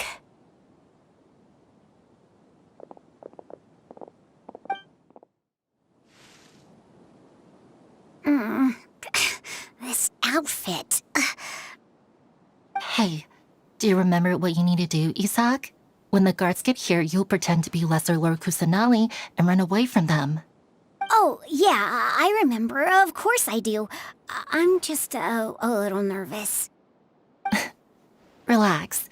Don't think about getting caught. Even if that happens, we won't leave you behind. You only need to think about getting the guards' attention and leading them to the Grand Bazaar. Leave the rest to us. Okay, got it. I'm here to pay back Lesser Lord Kusanali for helping Grandpa. I won't get cold feet. Hey, they're here. I can see the Academia guards. All right, it's time, Isak. Take a deep breath and go. You can do this.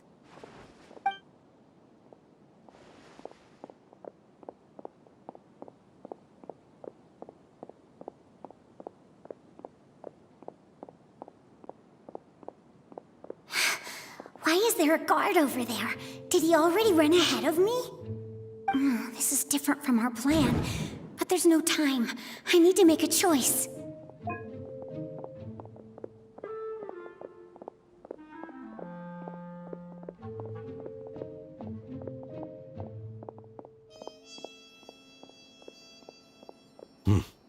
Let's have a look behind the house. What should I do next? Huh. Looks like nothing's here. A wasted time. Luckily, he didn't check behind the tree. What should I do next? The guard looks alert. What should I do next? Hey, stop! I saw you. Don't try to run.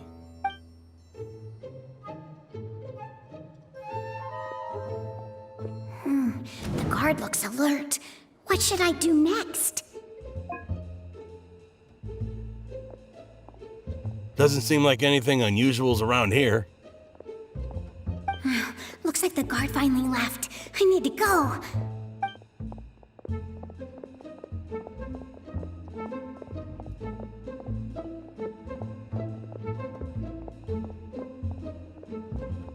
Hey! Lesser Lord Kusanali is over there! Stop! What? Lesser Lord Kusanali? How did I not notice that? They found me. This is bad. Where should I go? The target suspected to be Lesser Lord Kusanali has escaped into the Grand Bazaar. Assemble and arrest her!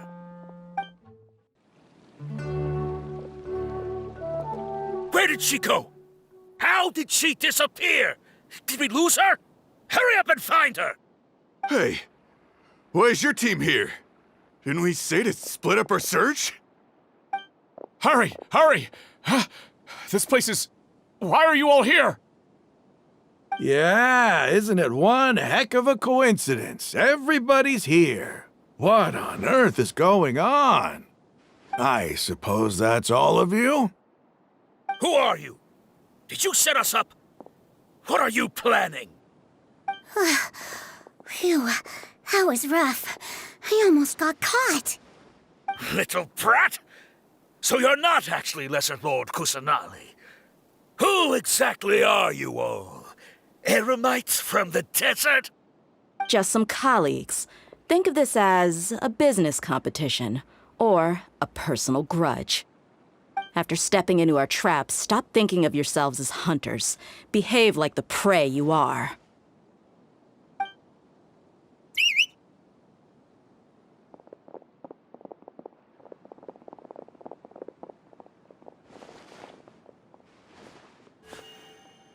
An ambush? How's that possible? This is Sumeru City, but mercenaries from the desert somehow ambushed us! You've spent all your time hiding away in the academia. This place has long since become our hunting ground. Brace yourselves!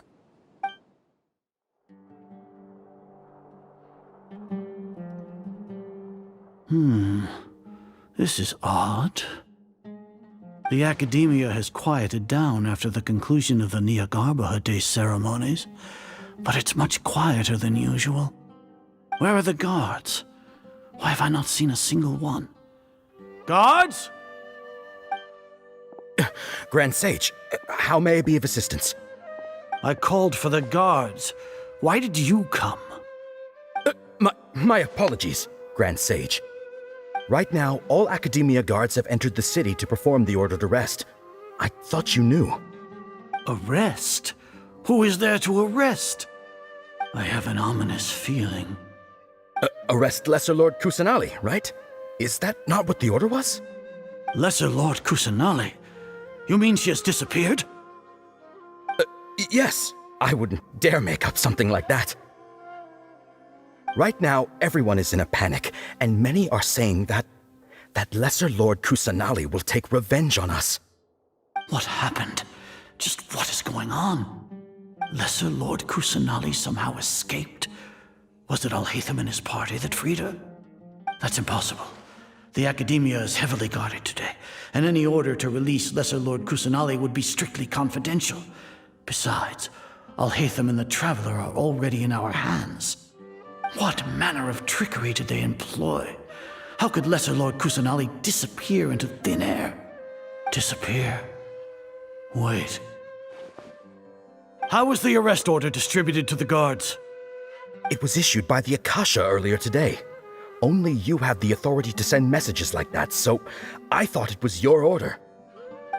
Let me check.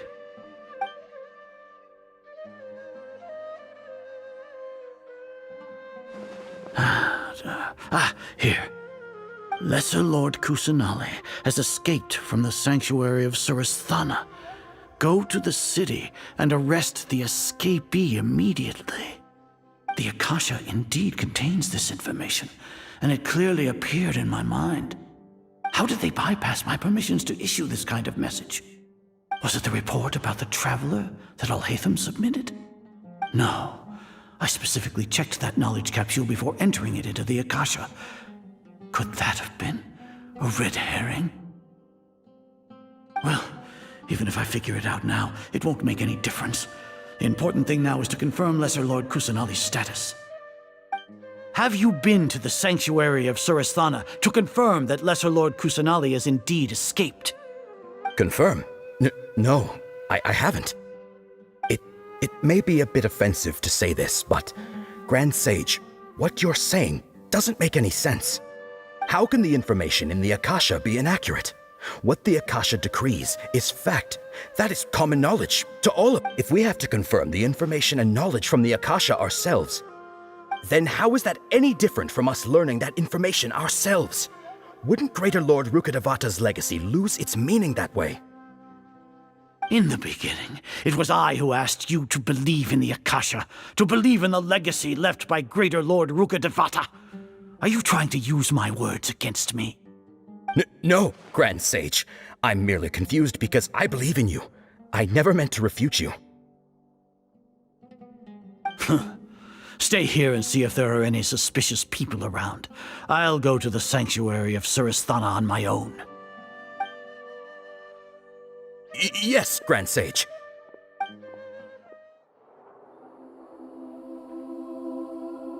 Lesser Lord Kusanali has escaped from the sanctuary of Surasthana. Go to the city and arrest the escapee immediately. How can that be? Stop thinking about it. Stop.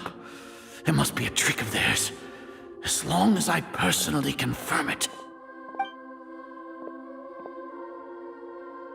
Ah! Impossible. That's impossible. There must be something wrong with my eyes.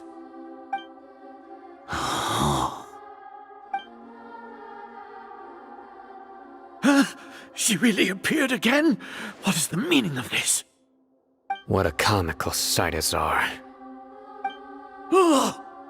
Once the Akasha has put certain thoughts into your head, even the Grand Sage can no longer see what's right in front of him.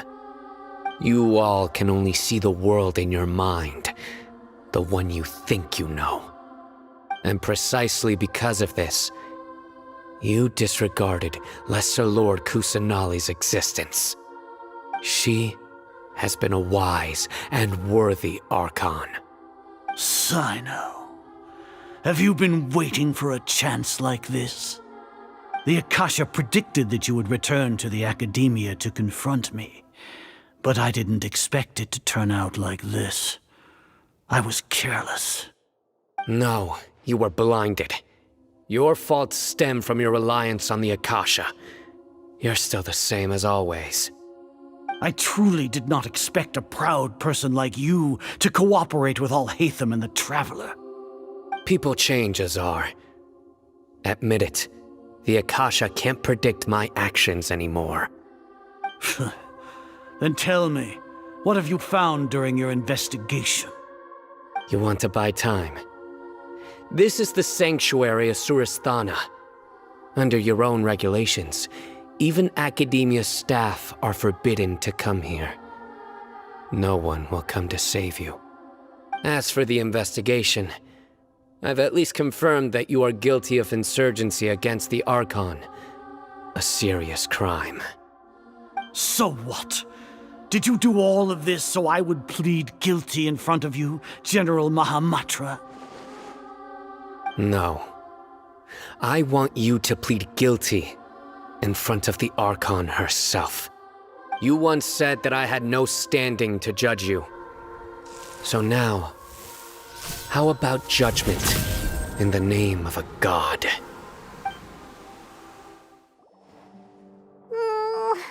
How long do we have to wait? Paimon wants to know how things are going out there. Paimon hasn't heard any sounds outside for a while. Hopefully something bad didn't happen. Yeah, but aren't you scared that we might be locked up in here for the rest of our lives? Thinking about it, at least Paimon has you. We could still chat like this. When Paimon thinks of Nahida being imprisoned alone in the sanctuary of Surasthana, Paimon can't help but feel sorry for her.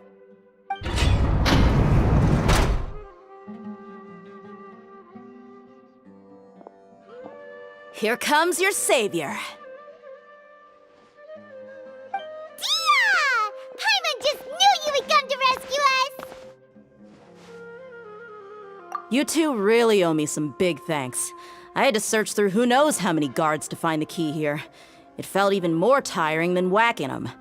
I'm exhausted. Thanks a lot. Need Paimon to rub your shoulders? No, that's, I'll pass. What are you afraid of? Oh, are you ticklish? Now isn't the time to talk about being ticklish. Things in the city and on Cyno's side are both going well. The guards that stormed out of the Academia are all taken care of. The Corps of 30 is in charge of the city's defenses, but we already talked to Asfand. They've been fed up with the sages bossing them around. As long as it doesn't break their employment contracts, they'll turn a blind eye. That's probably because you've been super great friends with them for a long time. So, how's Cyno doing? The Grand Sage is in his custody. Even I know how terrible it is to fall into Cyno's hands, so he probably does too. Cyno forced him to release Lesser Lord Kusanali. He has no choice but to obey. So, hurry to the sanctuary of Surasthana. Assuming nothing weird happened, we should have already rescued our Archon. Honestly, I didn't expect our ragtag bunch to do this well. We just came together last minute to save the Archon, you know? Alright, you two better go. I still have to clean up some messes in the city. See you around. Nahida! Should I say it's nice to meet you? This is the first time we've met in real life. Before, we've only met in dreams, consciousness, or when I was in someone else's body. Thank you so much for coming to rescue me, but I also need to apologize. During this time, I did some self-reflection. My sense of inferiority and yielding to the Academia led to all of this, and created so much trouble for you all. Exactly! We're here because you're a good Archon and one of our friends! Thanks, you two. Amazing. So this is how it feels to walk out of that cage with my own body. It's like I just had an endlessly long dream. I can't even tell if I just woke up or was only now born into this world. My concept of self has become so clear. But now doesn't seem to be the time to indulge in this feeling. This is really embarrassing. You all just rescued an Archon, and now she needs your help to save her country, and even the entire world. It's okay. With you here, Paimon's sure that everything will work out. There's one more thing. What is it? For all the things the Academia did to me, and for all the folly it committed in the name of wisdom, as their Archon, I will make them pay. Ah! Wow! That's the spirit! You're finally standing up for yourself and not letting people walk all over you! I understand now. To be a better Archon, I first need to better myself. If you haven't even figured out how to be a caterpillar, how can you be a butterfly? Yes, true. That reminds me. I wonder how far along the Academia is with their god creation plan. We need to hurry and prevent the birth of that false god. I need to make some preparations. Since I'm now free, I can establish a direct link to the Akasha and control it. First things first, I need to remove the restrictions that the doctor put on me in the Akasha. After that, I'll make some adjustments and revoke the sage's permissions. The Akasha will then be like how it originally was, only operable by the Archon. After all, the Academia betrayed Greater Lord Rukkhadevata's trust. This might take some time. In the meantime, you should also work on your own preparations. If we don't stop the god creation plan in time, we'll be in for a tough fight. How's it going, Nahida? I'm done with the parts that needed my involvement to complete. Although it's my first time working with the Akasha like this, its internal structure and operation procedures are easy for me to understand. Greater Lord Rukkhadevata's design is truly brilliant. Oh, also, this is for you. Huh? What's this little floaty thingy? It's a small device I put together just now. You can think of it as an upgraded Akasha terminal. You may not need it right now, but it should be helpful in certain situations. Wait! This thing has the same characteristics as Paimon! We're both small things that float! Oh, all the things that make Paimon special got copied! When Paimon appears with the Traveler from now on, people won't remember Paimon because she isn't unique anymore! It's alright, Paimon. It can't replace you.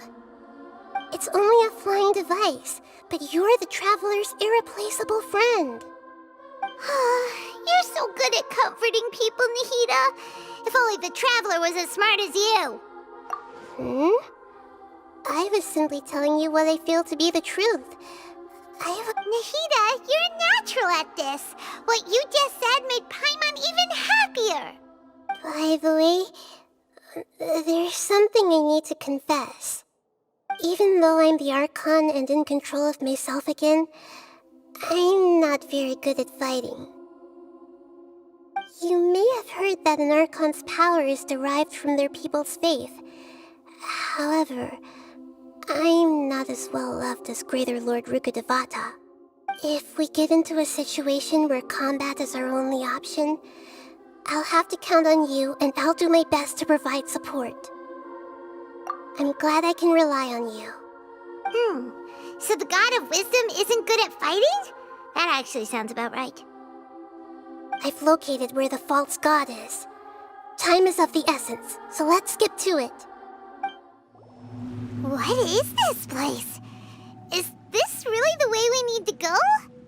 Wow.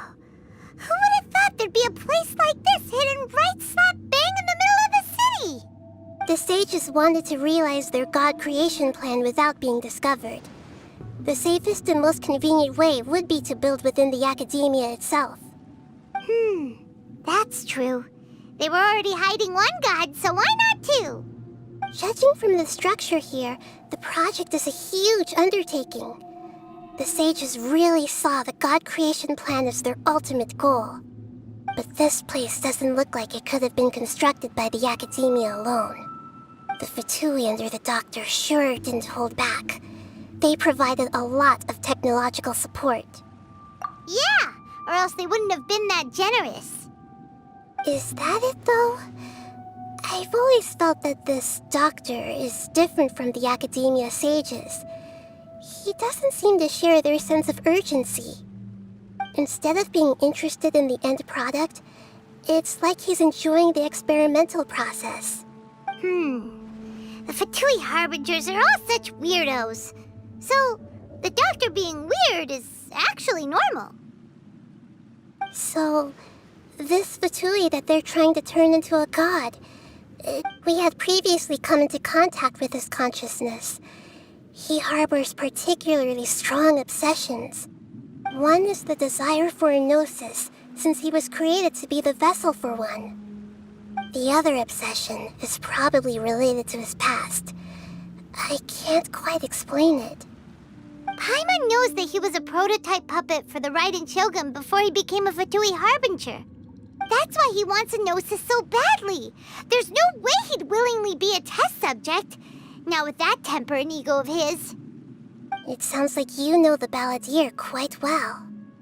I see. Tell me more about him and what he's like. The more we know now, the better we can plan for and react to any future situation.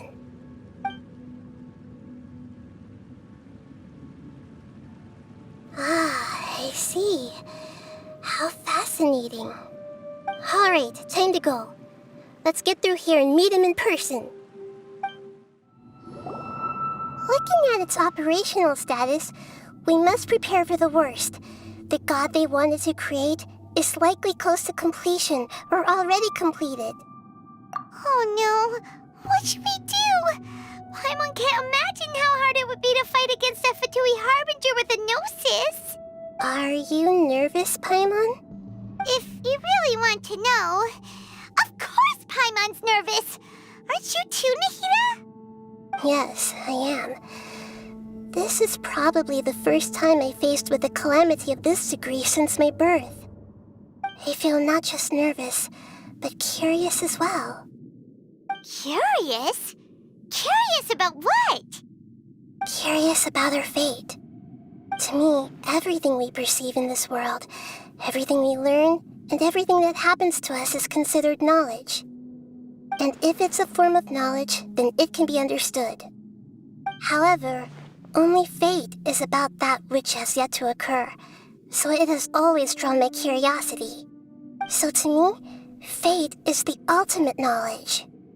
That's also why I love observing humans and all the things that happen to them. It all brings me great satisfaction. And now, at long last, I'm not just an observer anymore. I will personally experience my own fate with you by my side. Isn't this such a wonderfully exciting thing? Ah, so that's what you mean. Paimon thinks she understands what you're feeling. Agreed. Okay, let's continue on. I can sense his aura from here.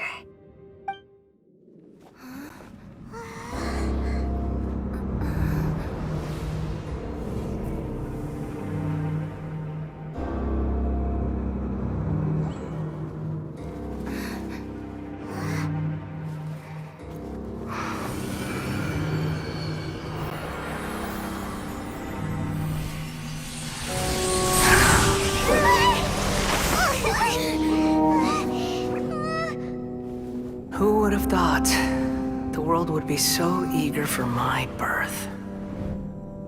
I remember you, Booer, the god of wisdom, and standing beside you, the traveler. Is he all-knowing and powerful now like Greater Lord Rukkhadevata? No, I can't feel the same kind of divinity I felt from the Greater Lord.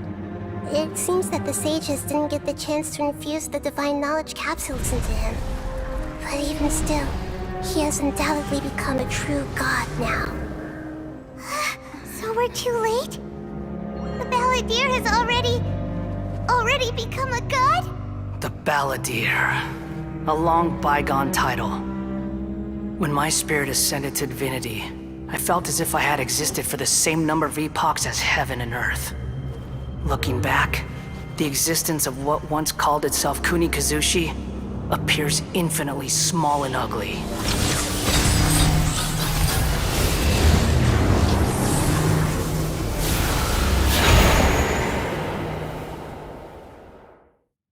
This imposing aura, it really feels like a god's.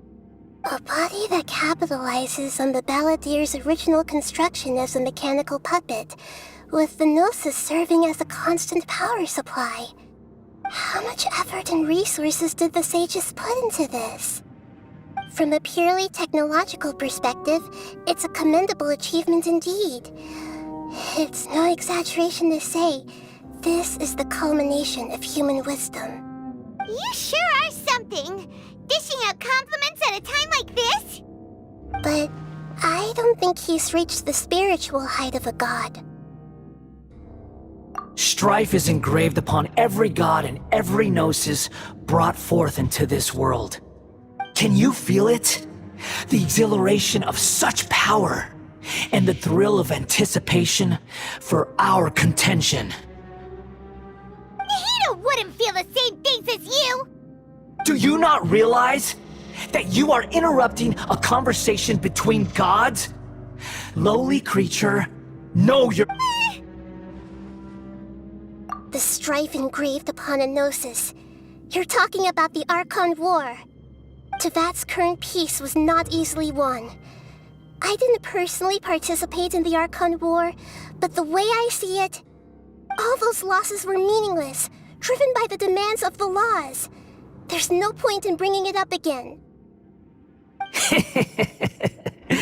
Is that so?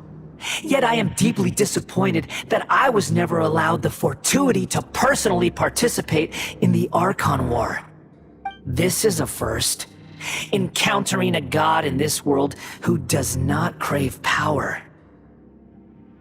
No wonder your own people have abandoned you, God of Wisdom. Your judgment is as your existence, unsubstantial. This is where everything ends, Booer, the God of Wisdom. You should know that wisdom cannot solve every problem. Like now, where your only option is to face me in combat. Come! Let us reenact a scene of the Archon War. Come and inaugurate my birth as a god.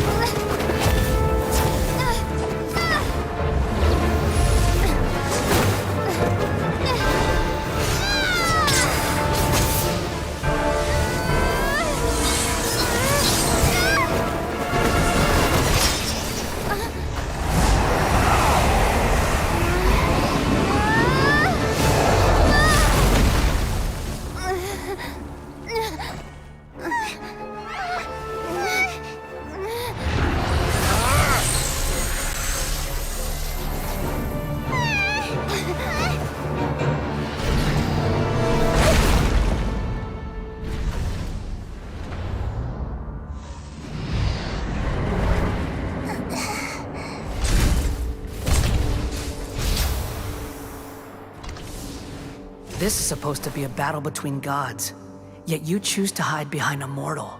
And now, you're acting like you'd sacrifice yourself for a human. Are you having fun proving a false sense of heroism to yourself, Booer?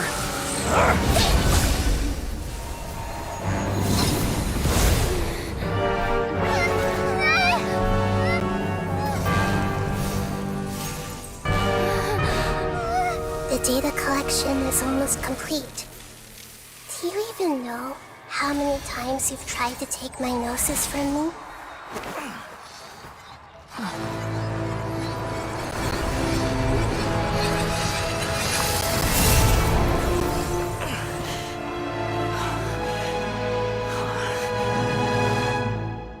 We just concluded the 168th loop. Did you know that in the effort to create you, the people of Sumeru were forced to live through the exact same number of Sabzeruz festivals and Samsara cycles? The power of dreams. When did you use it on me?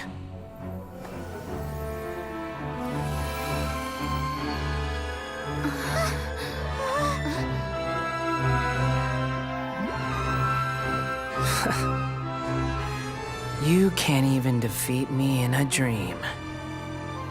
What do you hope to achieve with this little trick?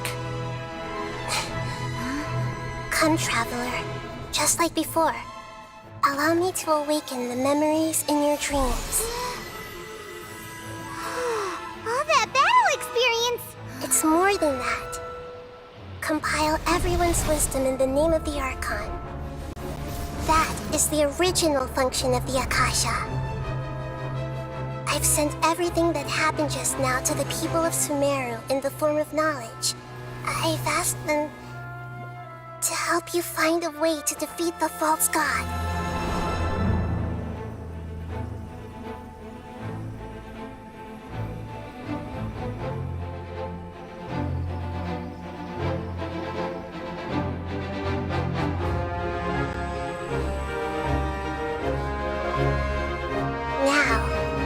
All of Sumeru's wisdom is at your disposal. Meaningless tricks won't save you.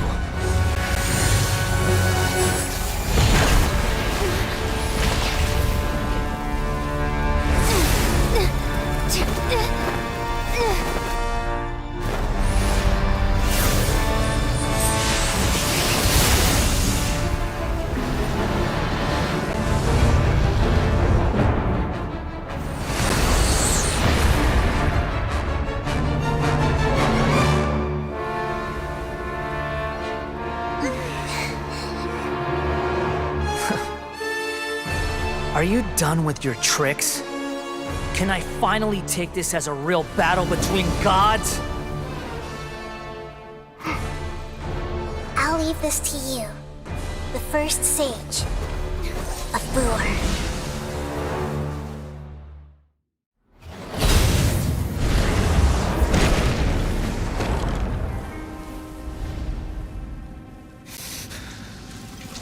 Humans. Filthy humans!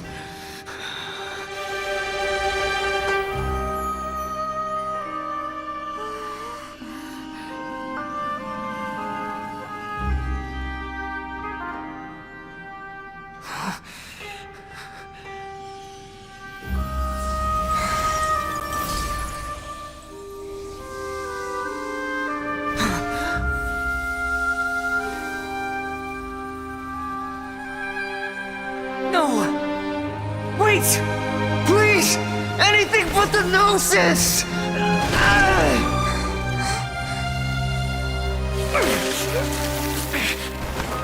That's mine! Don't even try! I'll never go back!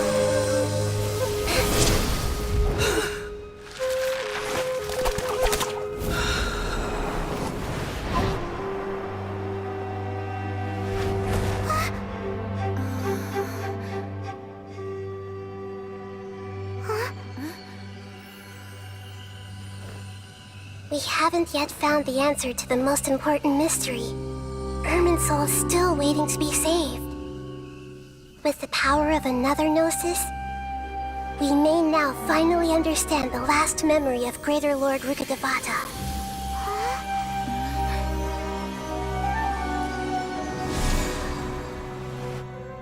This is... That's right. This is the last memory of my predecessor.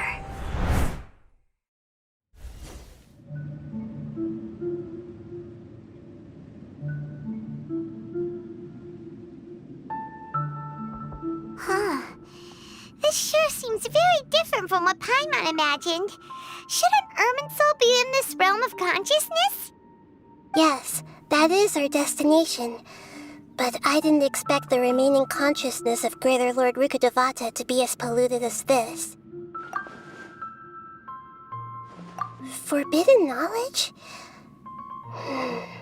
It seems you know about a concept that even I don't completely understand. Could you tell me what you know?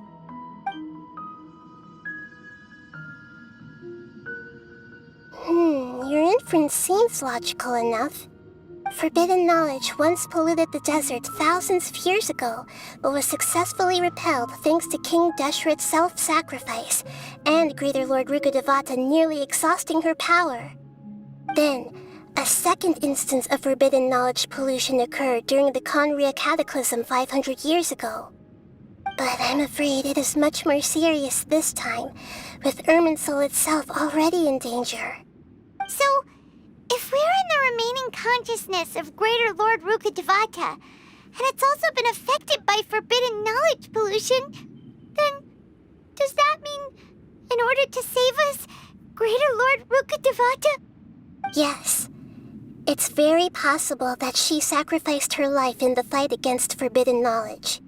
She didn't completely eradicate forbidden knowledge, but if it weren't for her actions, the pollution would have been far more rampant over these past 500 years.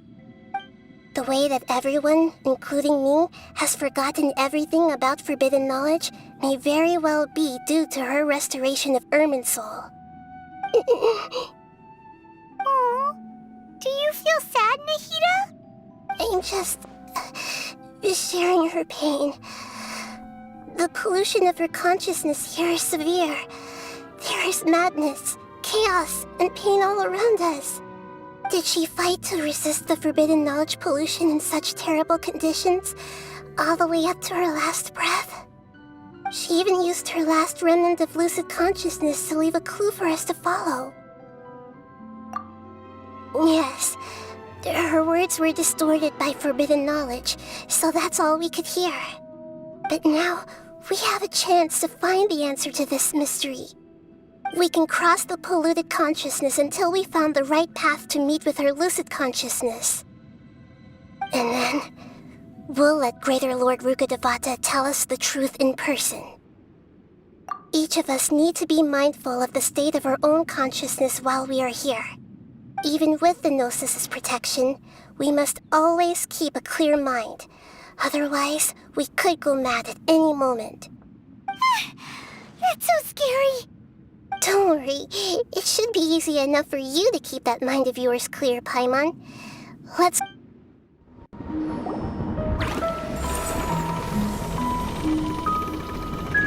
We changed direction. Are we still going the right way, Nahida? Mm-hmm. Judging from the current route, the boat of consciousness will soon take us out of here.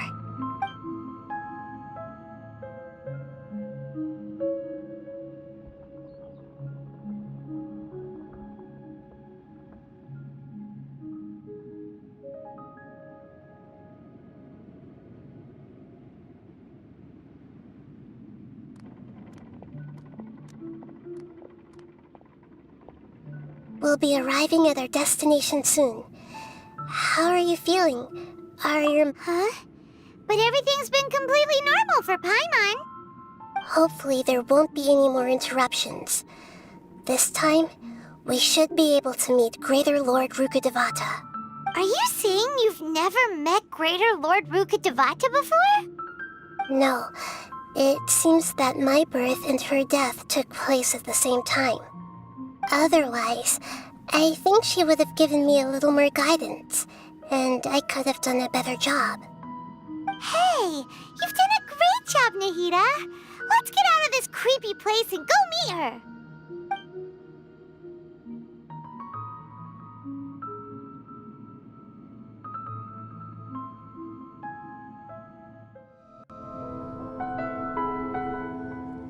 Well, this is the place. We're here to find Greater Lord Rukkhadevata, right? But the one standing over there is... Is that... me? She looks exactly like me. Are you Greater Lord Rukkhadevata? Yes, that's me. Are you surprised by my appearance? Irminsul and the surrounding lands have been reproduced here as they were years ago. But this is just a realm of consciousness. We are manifestations of the same nature, hence why we would appear exactly the same. We're of the same nature? Why? Because you are me, and I am you. You are me in the new samsara. The new samsara? As Greater Lord Rukkhadevata, I'm the avatar of Irminsul, and you are the purest branch snapped from Irminsul. Imagine it this way. Even if a tree dies, its branches will eventually take root and grow, continuing the tree's life in another form. I'm merely the remaining consciousness of Greater Lord Rukkhadevata, The real me has presumably died a long time ago.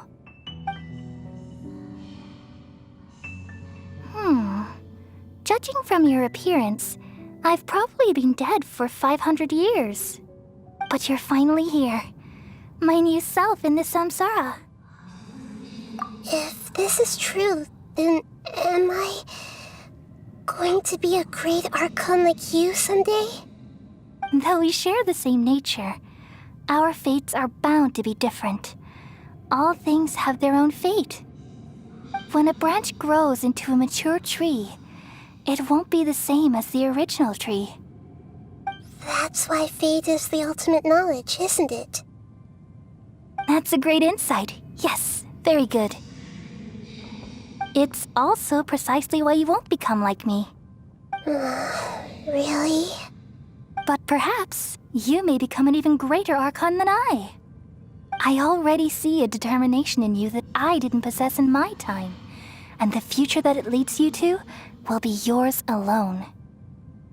Along with the blessings from your past experiences. Don't worry. The growth of wisdom is like that of a plant. You only need to wait quietly for the flower to bloom. Come to think of it, the sages never had the faintest inkling of the meaning of wisdom. Thank you. Nothing makes me happier than discovering that the Archon I always admired was in fact myself in another fate. It's so nice to speak with you, Greater Lord Rukkhadevata. I've always wanted to meet you. The feeling is mutual. From the moment I snapped the branch off Irminsul and created you, I've also looked forward to talking with you. Could you tell me why you wanted to create me? And what exactly happened when you died? Ah, I see. You're here seeking answers, right? Everything that day, even the sky itself, changed into a color like this. At that time, the seven were all summoned to the nation of Conria. Except for me. I had a more important task to attend to. I had to protect Irminsul. The disaster occurred together with the pollution of forbidden knowledge. At that very moment, with my consciousness connected to Irminsul, I sensed something was wrong. The pain started to torment my mind.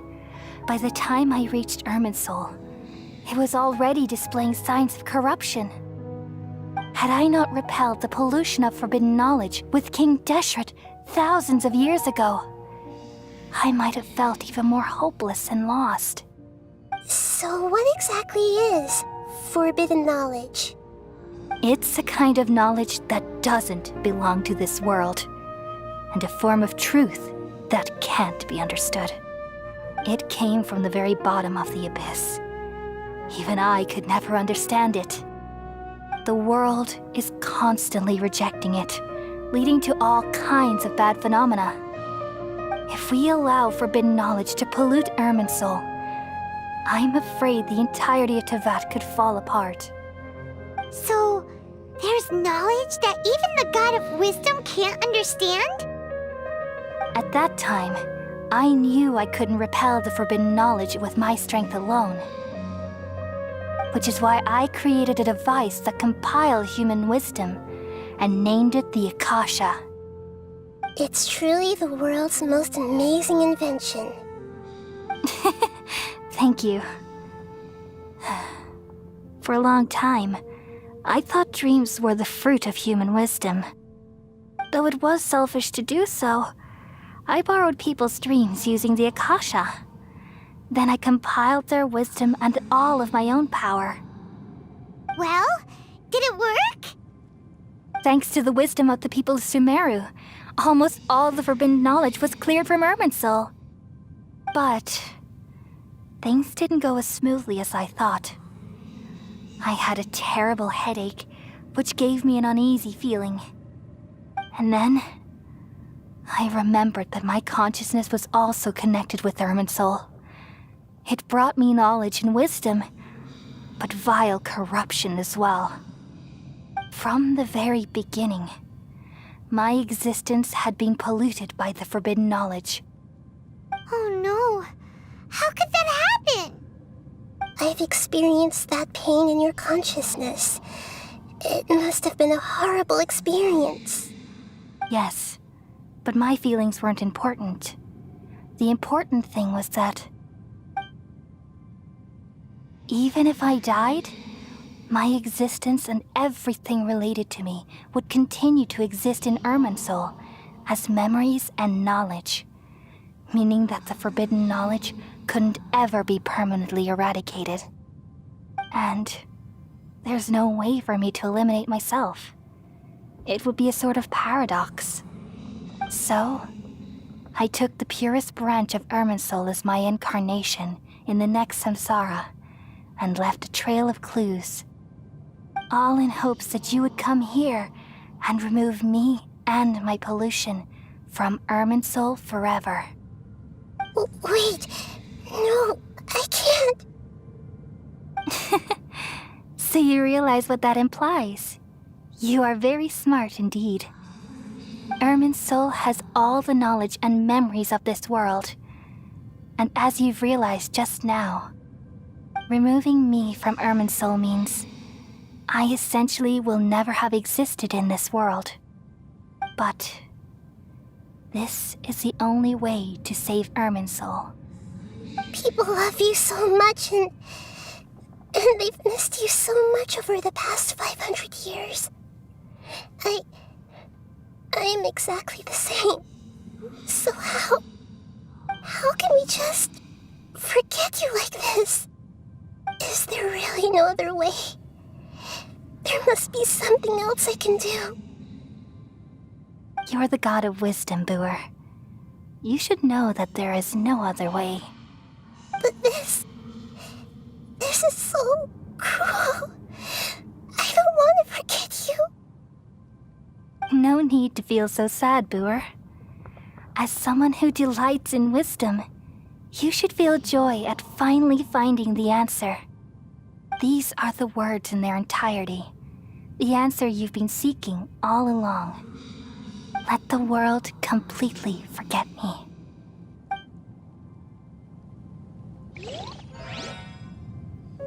We all nestle under the great tree of wisdom, peering out to perceive the world. From the earth and from the rain, we perceive its wonders, until we become a white bird to perch atop a branch, and finally snap off the most important leaf.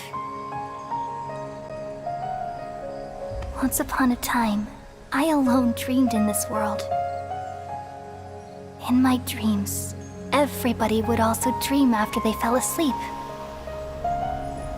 Wild and wonderful thoughts would emerge from their minds. Some tumbled to the ground, and others floated to the sky, connecting all things in the world into one dazzling net. Among a plethora of worlds were numerous smaller worlds, all of fate, finding within the tapestry their brilliant glow. I gradually understood that these indescribable and constantly changing things are the most profound things in the world. Only they can completely repel the madness. Only dreams can awaken consciousness from the deepest darkness.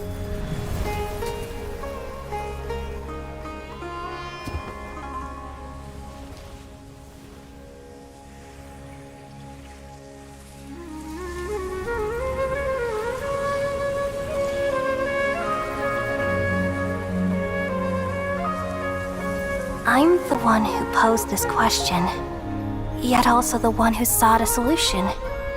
Saving the world with the dreams of the people used to be my answer. And now, you've also found your own answer, and I shall return all the dreams to the people.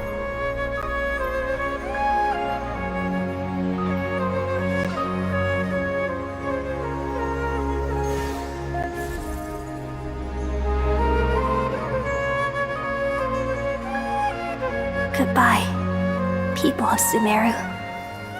May you be blessed tonight with the sweetest of dreams.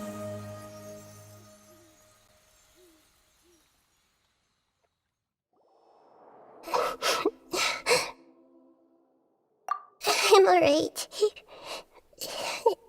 I'm just a little confused. We've just saved the world, right? So why am I crying? I don't know where this feeling inside of me is coming from. But I feel just now. We used the power of two Gnosis to successfully connect with the Irminsul consciousness from 500 years ago. Then, we removed the remaining pollution from Irminsul. Yeah, what's wrong? Weren't you there just now?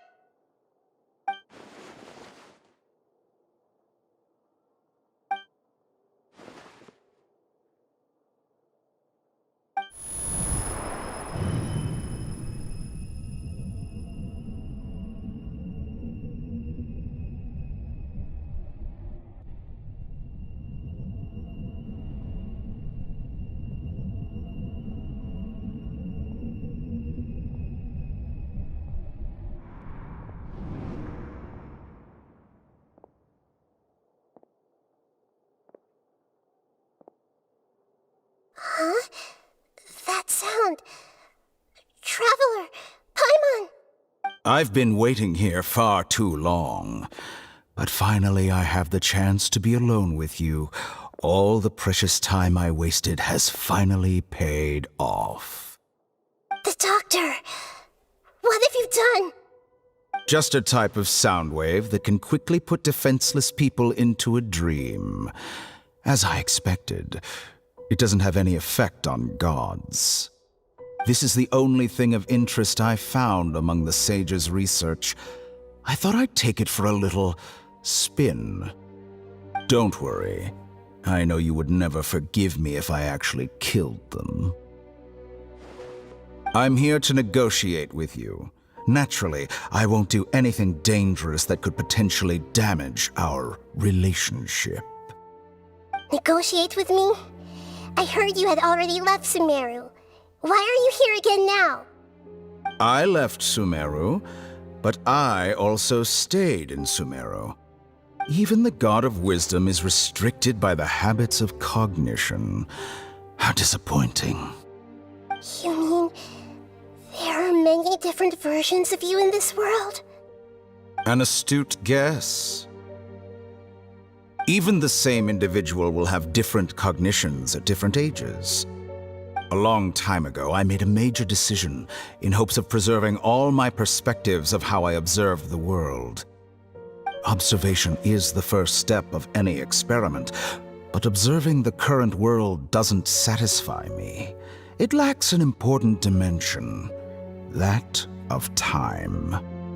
So I saved segments of all my ages and made them into independent individuals.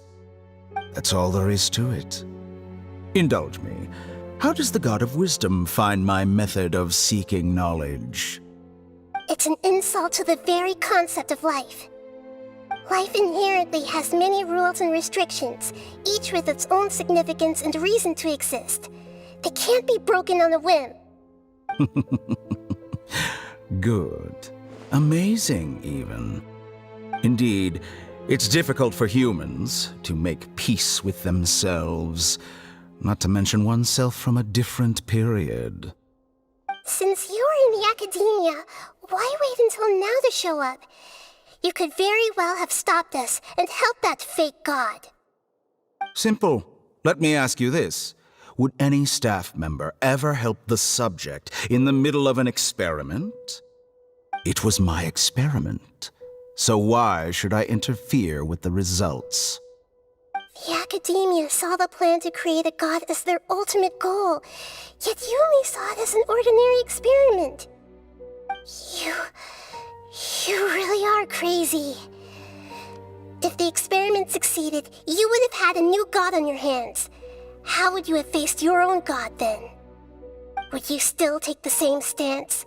Would you still hold the same view of yourself? I'm first and foremost a scholar. These results should be left to the judgment of the hypothetical me confronted with that outcome. But you're right. And that's exactly why I'm disappointed with the conclusion of this experiment. As an individual, you don't have any sense of belonging. You seem to have even fewer convictions than a typical scholar. Oh no, I certainly have my own convictions. They just don't fit your standards, that's all. All right, that's enough conversation for today. The experiment is over, and it's time to tidy up the equipment and reclaim any useful materials.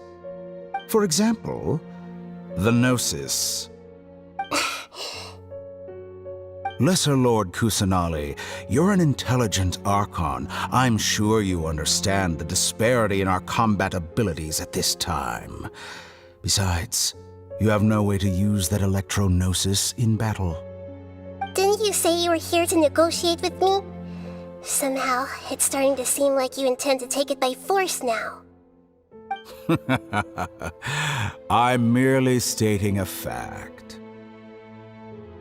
After all, I'm also a scholar. Naturally, I hope to show proper respect and dignity to the God of Wisdom. Your hypocrisy is built on absolute confidence. I understand your scheme, but...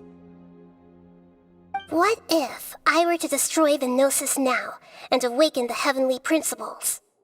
Awaken the heavenly principles? Do you think that's really possible?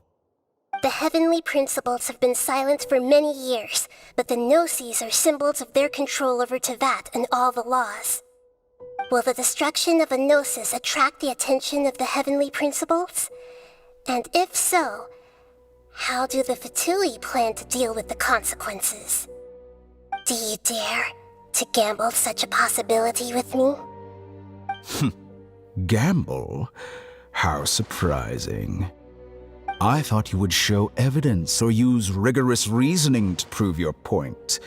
The word gamble is the last thing I expected to hear from the God of Wisdom. But this is a clever move. You must have seen through me when I first captured your consciousness. As a scholar, I respect all possibilities. This has always been my principle and is an essential trait as an experimenter. Indeed, I can't ignore this possibility. So tell me then, what are your conditions? This foreign Gnosis will only lead to disaster if it stays in Sumeru. But this Electro-Gnosis is the prize I obtained after defeating one of your fellow Harbingers. Now, as the one who initiated this cascade of events, shouldn't you pay the corresponding price? Price? Interesting. What price would you have me pay? How about erasing all your other segments? So this is how you wish to restrict me, the most threatening opponent of the Nation of Wisdom. What you request of me is like plucking out the eyes I have placed in the dimension of time. Segments are extraordinarily difficult to make. They require extremely rare resources and enormous amounts of time and effort, requiring me to destroy them all here and now. Bravo. A suitably wise decision on your part. Yes, how very interesting. Can I assume that you have long been wary of me? Among all the versions of me, this segment you see now is the most selfish. If it weren't me, your idea wouldn't have worked. What did you see when you were imprisoned? You were observing me, and that's how you know I've long grown tired of their doubts and endless arguments. Like you said, it's difficult to make peace with yourself. Being as smart as you are, have you managed to do that? I see. If you think all those versions of me are worth a Gnosis, then deal. You sure didn't hesitate much. Is the relationship between all the versions of you really that bad? I don't think there's any need to dwell on that. The surplus versions of me can be exchanged for a Gnosis. Do you think anyone can offer themselves at a higher price? Besides, with my abilities, it's only a matter of time until I find better perspectives. Perhaps it's best to say, you're just temporarily ahead. But what I'd like to know is, how can you be sure that I've really erased them? I can see your remaining honesty.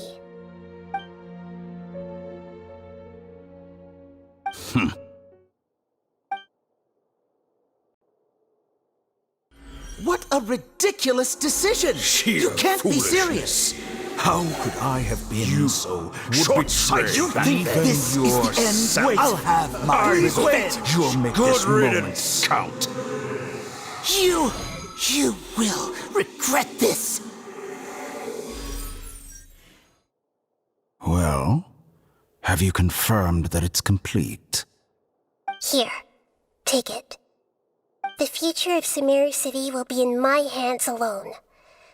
I will shut down the Akasha and let curiosity and the thirst for knowledge drive the realm of academics once again. There won't be any further gaps for you to exploit. It truly pains me that my academic achievements have never been appreciated in my homeland. Of course, I have no interest in being rejected by this city for a third time. Another chess piece. And where is your Dendronosis? Don't be greedy, Harbinger of Snezhnaya. No, this is a different transaction. If you intend to turn off the Akasha anyway, then there's no further use for the Gnosis of Sumeru, is there? Besides, isn't it the Archon's duty to deliver what's desired of the Seeker? Oh, judging from your expression, you don't seem to find the idea very agreeable. Then let's think of it this way. Since you're the god of wisdom, how about I exchange some knowledge with you? People exchanging knowledge with the God of Wisdom is the stuff of legends. Yet here you wish to exchange knowledge for the God of Wisdom's property. Arrogant as that is, it has piqued my interest. Let me ask you, have you in all your mighty knowledge ever heard the rumor that the skies of Tevat are fake? Huh? That's the secret hidden by Irminsul concerning the truth of this world. Once I finish telling you about this, it will be time for me to say goodbye. With negotiations, we've all gotten what we wanted. I'm very glad I got to meet you like this. Your arrogance may know no bounds, and convictions may mean nothing to you. But I'll still listen to what you have to say.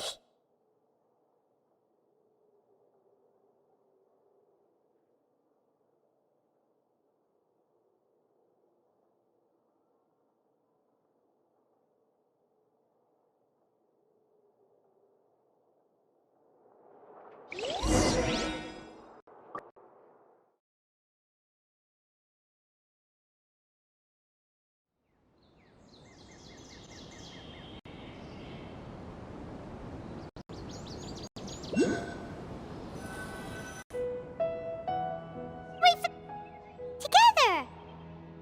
Oh.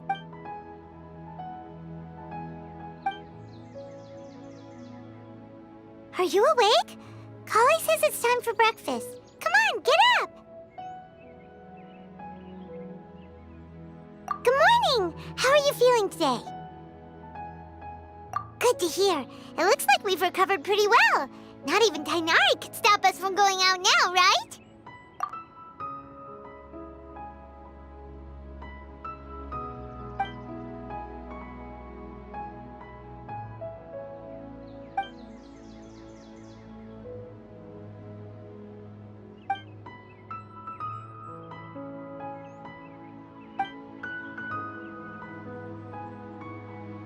Come on, Traveler, let's go!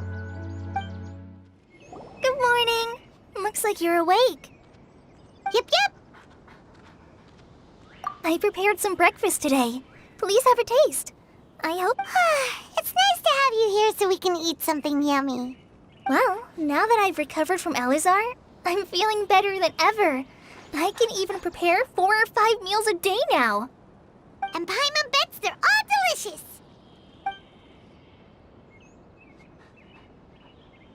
Oh, by the way, someone brought a letter for you after you went to sleep last night. Nope. Paimon wanted to read the letter with you after you woke up, so Paimon didn't open it. All right, let's read it now.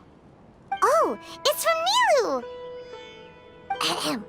We're going to hold a feast at the Grand Bazaar and celebrate Cyno's reinstatement as the General Mahamatra. As heroes of Sumeru, please be sure to attend. I'll wait for you. The date of the banquet is written on the back. It's in 2 days. Oh, I've also heard that you've become heroes here as well. That's amazing. Everyone's aware of your abilities. There's no need to be modest. Anyway, let's go to the Grand Bazaar to have a look. Oh, before you leave, be sure to inform Master Tighnari. Tighnari!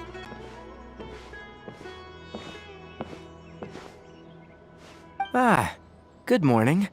How do you feel today? We feel much better. How about you? I'm recovering well, thanks for asking. But from the looks of it, you seem to be already busy with work again. It's fine. I'm not that busy, really. The Elazar patients have recovered, as well as Hypatia. For now, I only need to tend to my Forest Watcher duties. It seems once Irminsul started getting better, everything else started to recover too. Yes, but there are still some residual effects. The withering is one example. Though it won't spread anymore, the existing zones won't just disappear. We forest rangers will still need to do the work. By the way, we have some good news. Cyno got his position back. This news is hardly new. He had already mentioned it to me before. Huh? You mean he was already here? Why didn't he come to say hi to us? He visited once, but he was afraid of disturbing you while you were resting. He just asked me a few questions and left.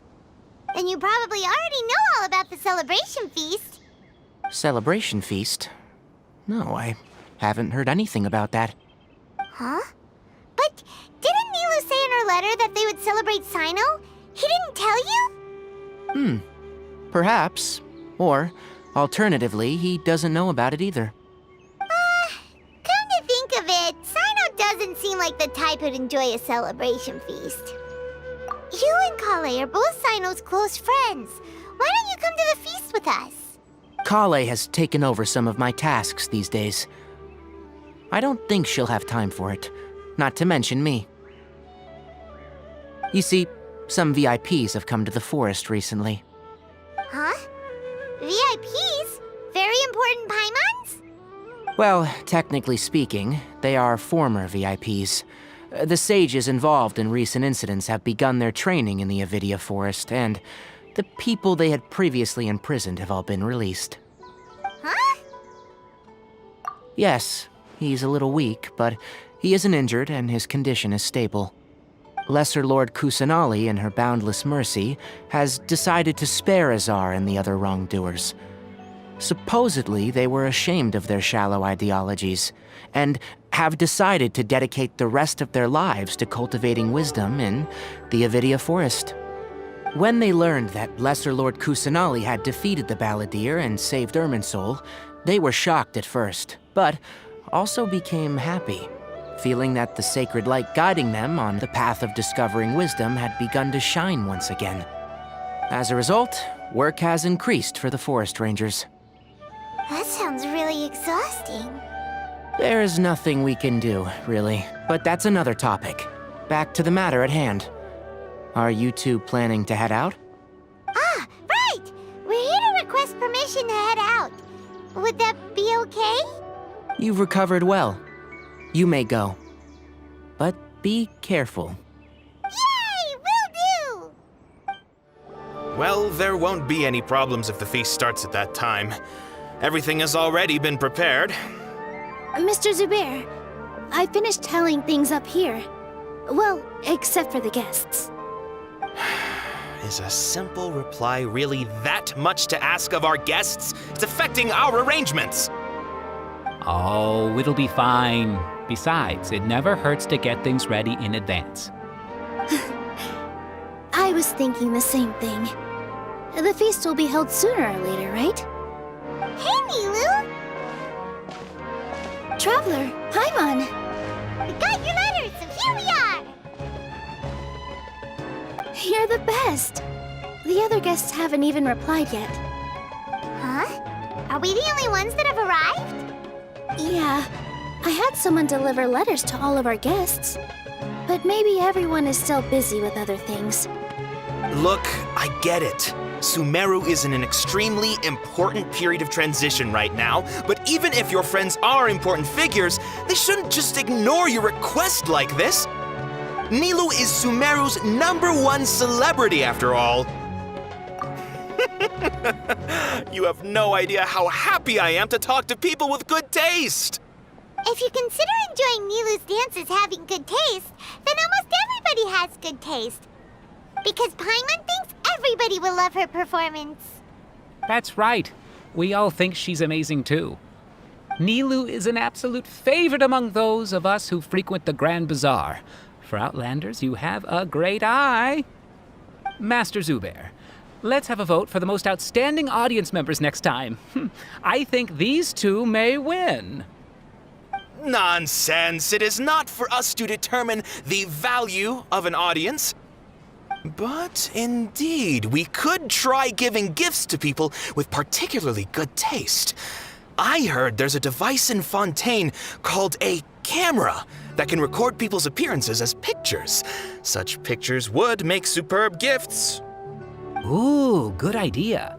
I wonder where we can find one. You guys are so funny. There's really no need for that. I'm satisfied just being able to perform here. There's always a lot going on at the Grand Bazaar. Yeah, and that's why I love it here. Traveler and Paimon, could you help confirm if the letters were actually delivered? If for some reason they didn't receive the letters, then please tell everyone that there will be a feast here. Yeah, we can also check out how everything in Sumeru is going now. When I wrote the letters, I heard that Dia was in Port Ormos, and Alhaitham was at the Academia. As for Cyno, we've only heard that he appears at the Academia from time to time. I'm not too sure about Rahman's whereabouts. My guess is that he's with Dia. As for Dunyarzad, I just hope she's feeling better. I sent her a letter, but I was afraid of disturbing her. If you have time, please ask about her for me. Okay, got it. Let's go, Traveler.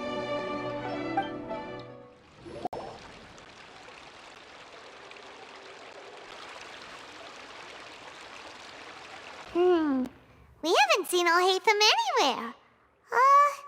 Let's ask that person over there.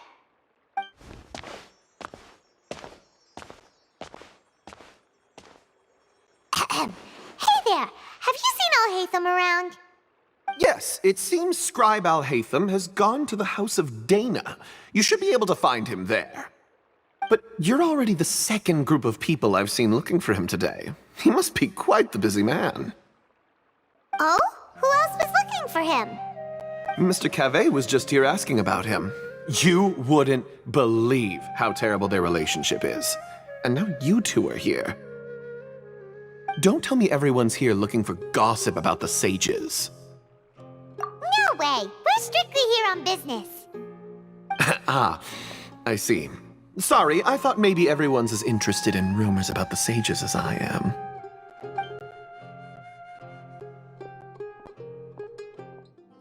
Alhaitham should be around here somewhere, right? Oh, he's over there!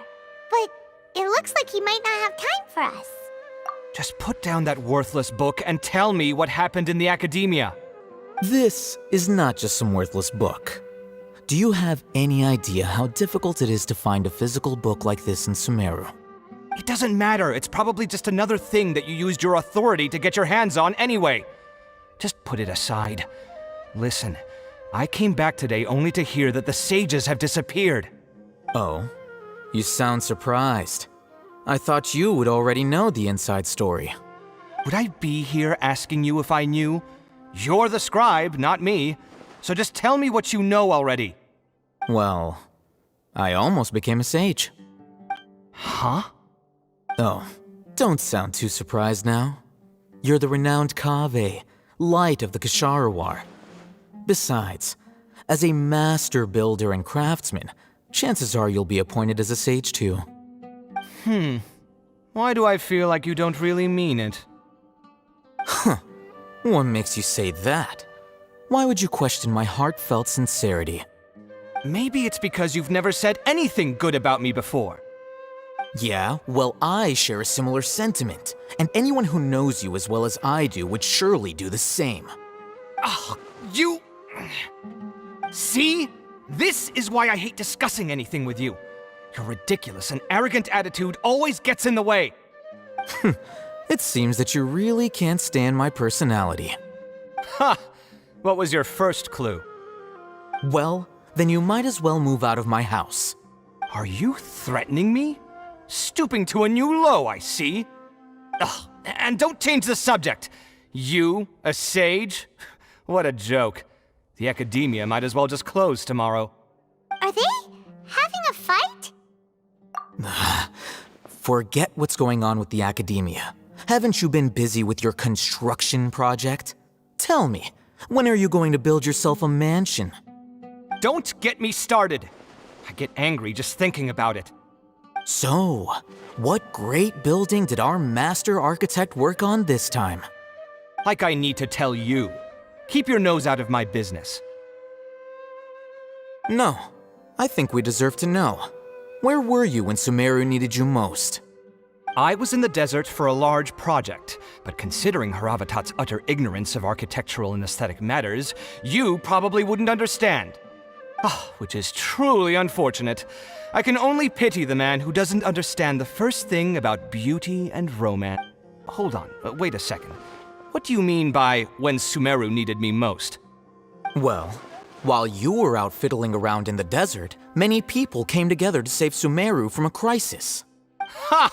And you think I'd believe that? Look, all you really need to know is that Azar and all his accomplices have all been overthrown. Huh? What nonsense are you talking about? It's no skin off my nose if you don't believe me. It's not like my Darshan was the one trying to apply for funding from the Grand Sage. Yours, though, on the other hand... You know what? I'll ask around. I'm sure someone knows what's going on here. You're dead if I find out you're lying to me.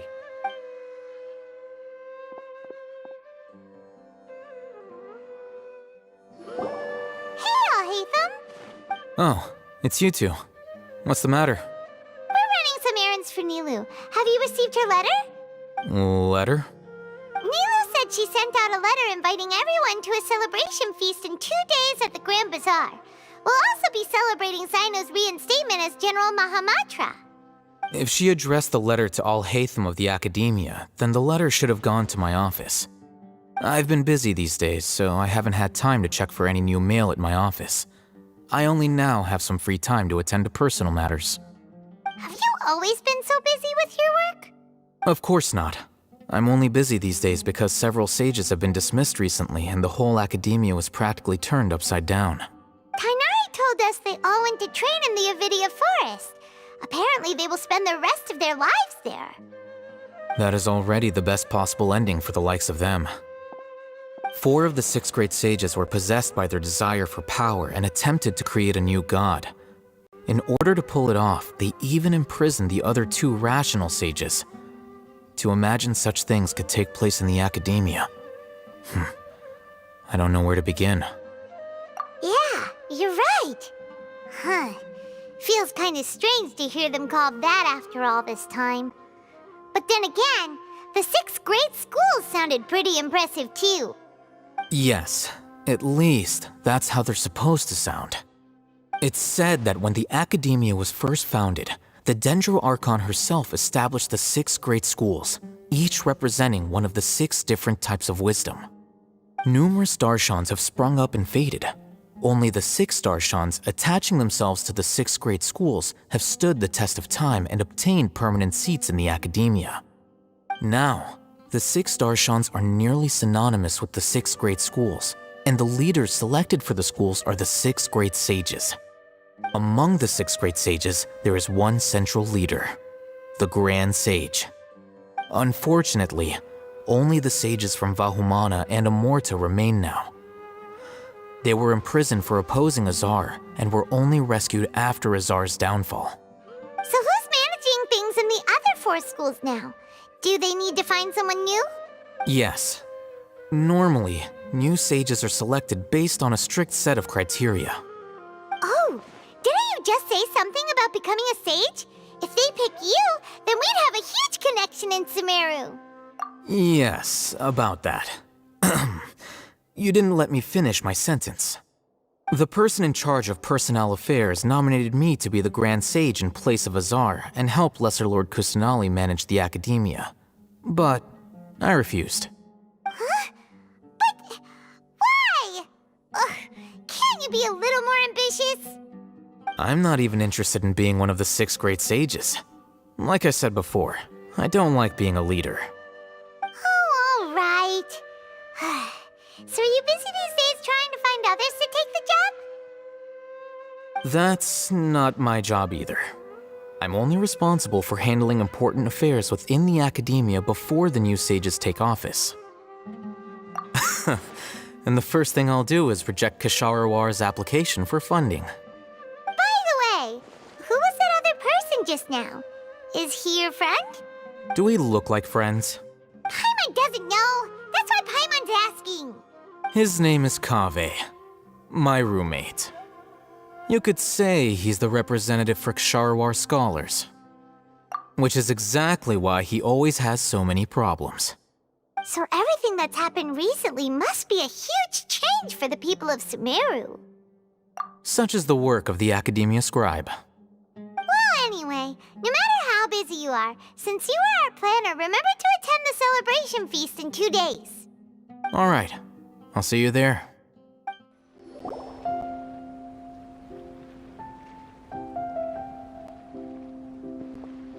This is Port Ormos.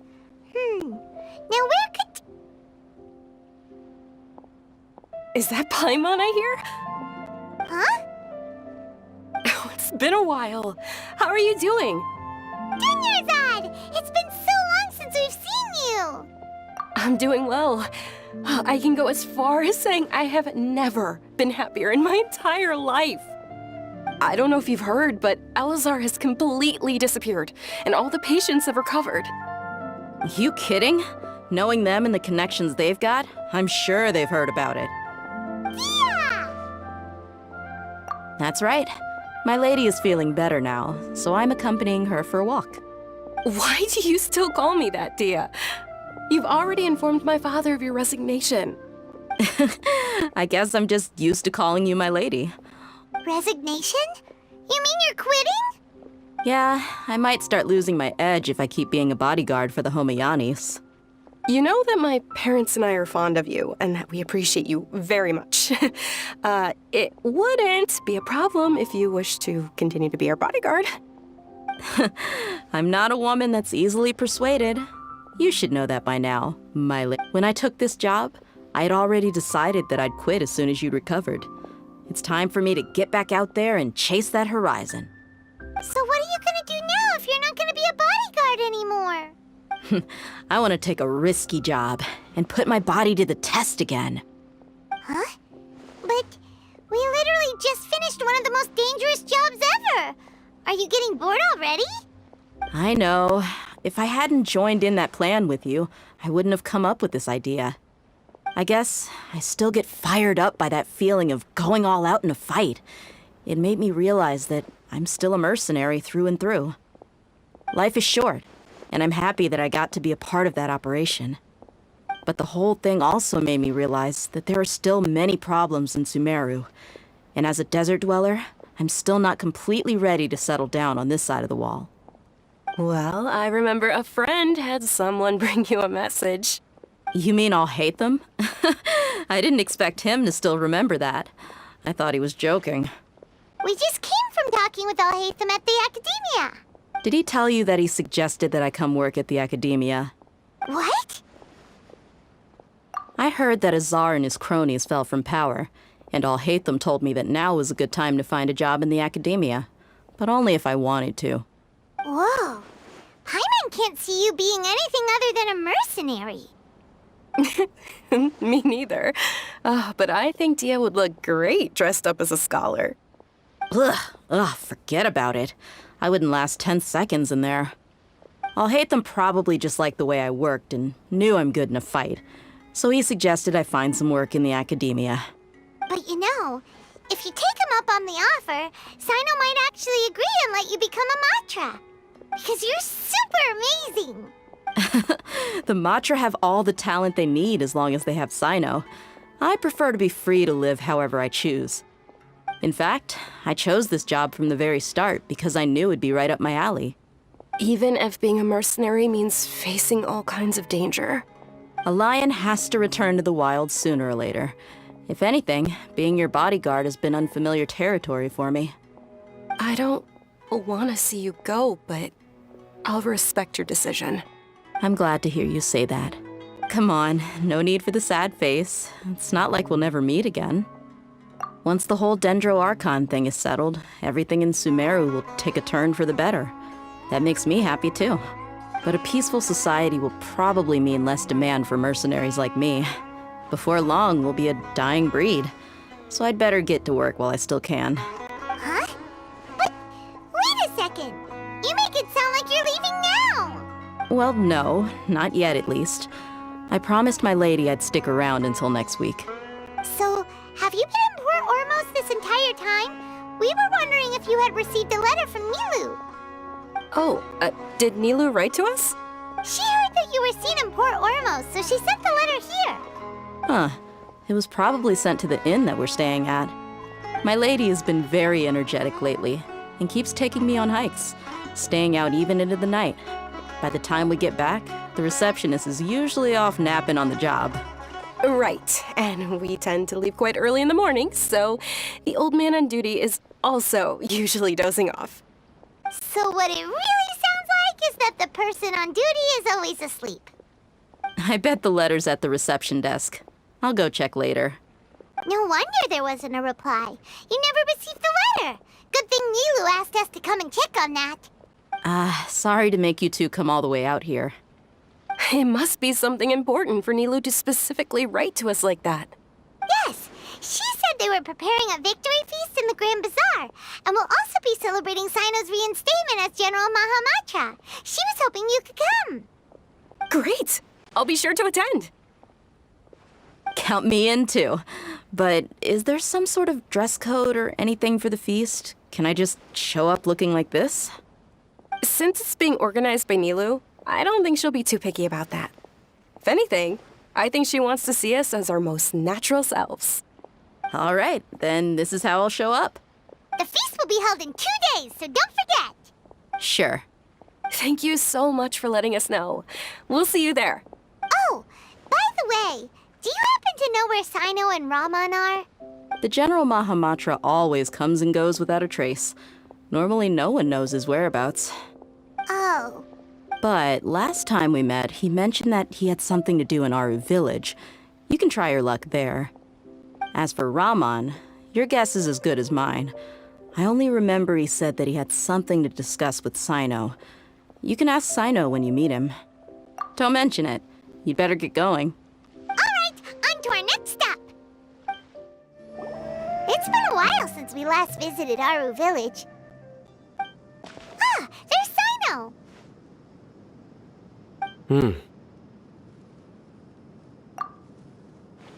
What brings you here? We recovered well, and Tighnari agreed to let us leave, so now we're out and about again. It seems Gandharvaville's medical treatment is still as good as ever. And Tighnari is recovering well, too. That's good to hear.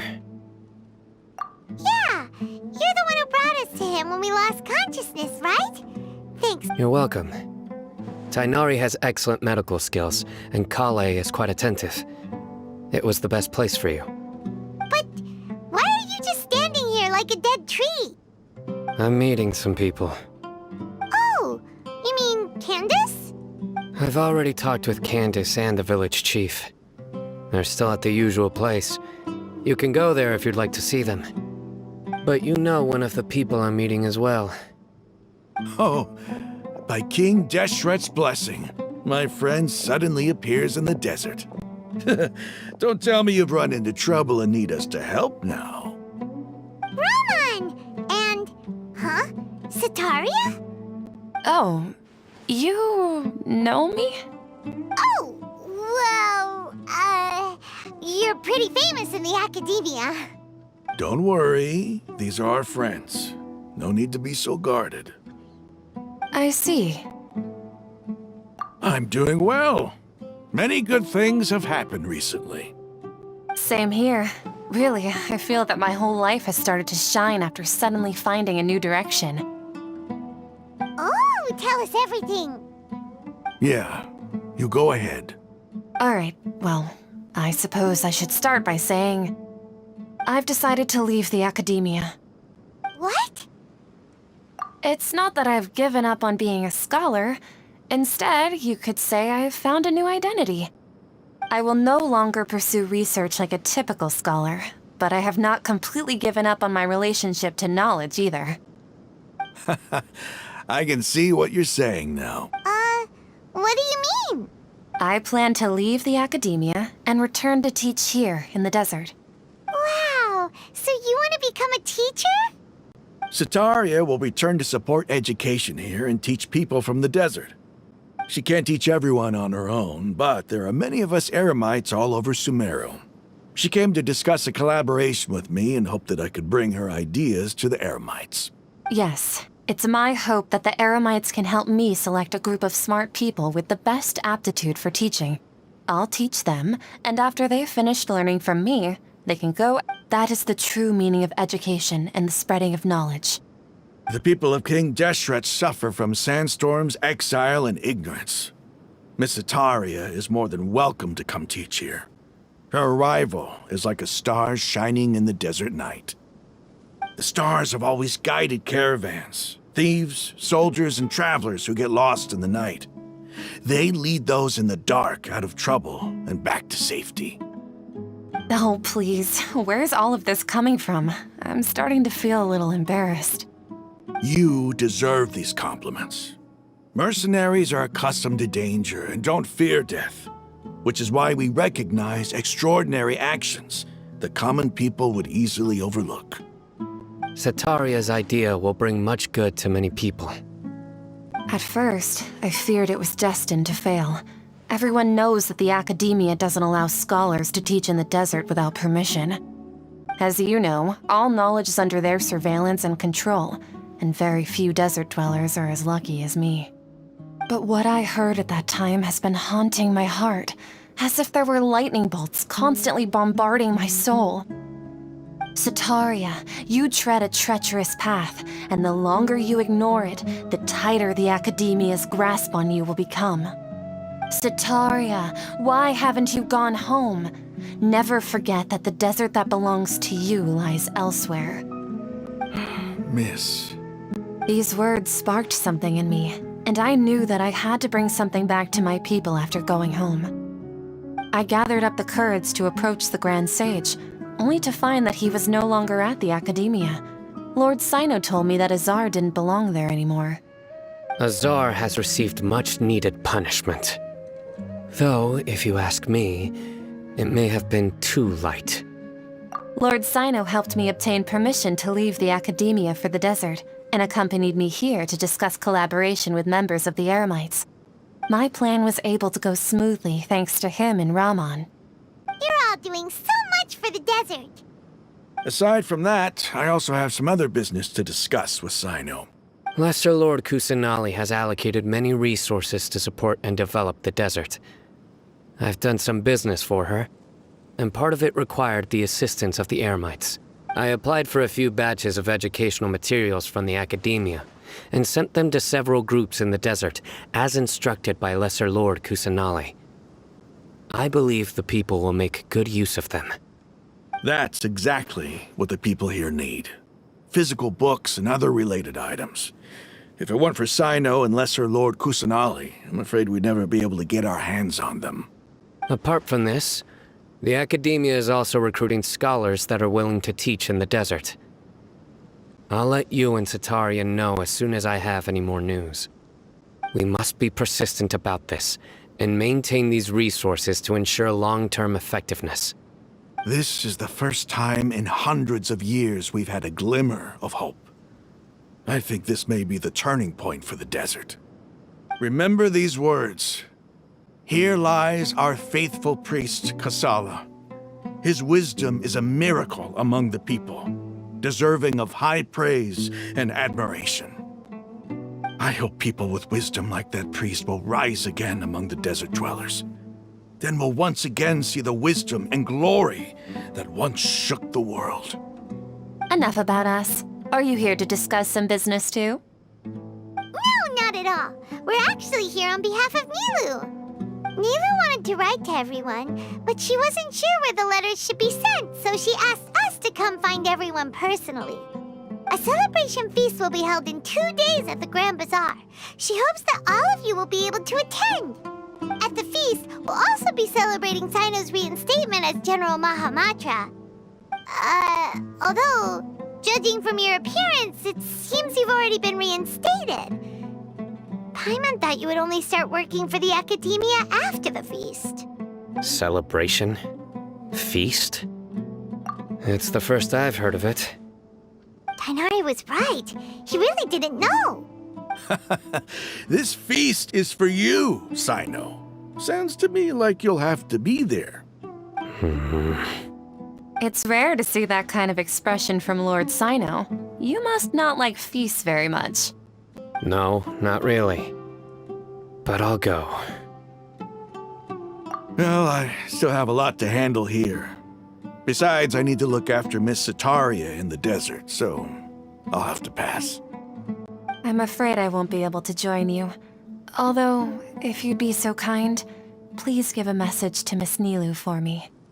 The message is, I'm sorry for how I treated you before, but now I understand the beauty of your dance. It's like a light shining in the sky. You and the art you symbolize are not only beautiful, but also lively and powerful, so much so that it was prohibited. Please keep dancing, and someday, I'll be able to appreciate your art in person. Okay, we've got all that down. Our job here is complete as well. Oh, Sino, remember, party's in 2 days. Make sure you're there. Got it. Everybody's already here. Looks like we're the last ones to arrive. You're here. Ah, there you are. Well, look who finally decided to show up. You look like you came here immediately after finishing up some work. I'm very happy to see you here. But we're not late, are we? It's just that everyone else arrived ahead of time. I propose that the last one who arrived be put in charge of today's speeches. Nah, there won't be any speeches today. Oh, really? Come join us over here. Let's share some great food and drinks. And check. Everything looks quite good. Wow, Paimon can't wait! Traveler, just look at all the delicious food here.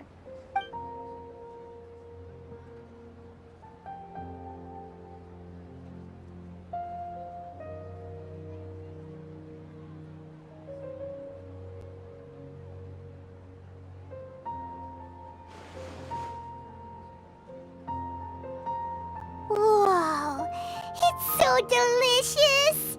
Oh, this grilled meat tastes amazing! The food was specially prepared for you by everyone in the Grand Bazaar. And we have gifts that were sent by the residents of Sumeru City when they heard we were holding a feast. Everyone that came said that you saved Sumeru and wanted me to thank you all on their behalf. Ah, feels kinda nice to be seen as a hero. I could get used to this. Being a bodyguard is also a hero's job. You've always been amazing, Dia. My lady sure has a way with words. Thanks. I'm glad to hear it. And I'm happy to meet everyone that participated in the great plan. Don't mention it. Come to think of it, we've really done something impressive together. It's unbelievable. We owe it to our abilities. And luck. Really? Why do I remember everybody thinking that luck was against us and feeling like we hardly had a chance of succeeding? That's how I remember it too. It's luck that brought us together, and it was luck that let us form a team. Then, it took even more luck for us to formulate a plan and implement it successfully. Moreover, judging from the results, everything worked out well. Yeah, everyone gave it their all when it mattered most. It was almost like a performance. We took the stage and put on our best show. Everyone played their part, and thanks to everyone's efforts, So, would you say we're good actors too? It's such a blessing that Lesser Lord Kusanali was able to return to power at the Academia. Yes, even after being abandoned and neglected so many times, she's finally returned. Uh-huh. Lesser Lord Kusanali once used all her power in a great disaster, which resulted in her losing all her wisdom and memories of the past. The Academia basically abandoned her because of it. This should be something everybody should remember. Huh? You look surprised. I didn't say anything wrong, did I? No, everything you said is correct. That's good. Something wrong? Yeah, what's with that face? You knew all of this already. Even if those two giants of the Academia are here, I still have to say it. Those sages really have some nerve. 500 years ago, Lesser Lord Kusanali used all her power for the people of Sumeru, and what did they do in return?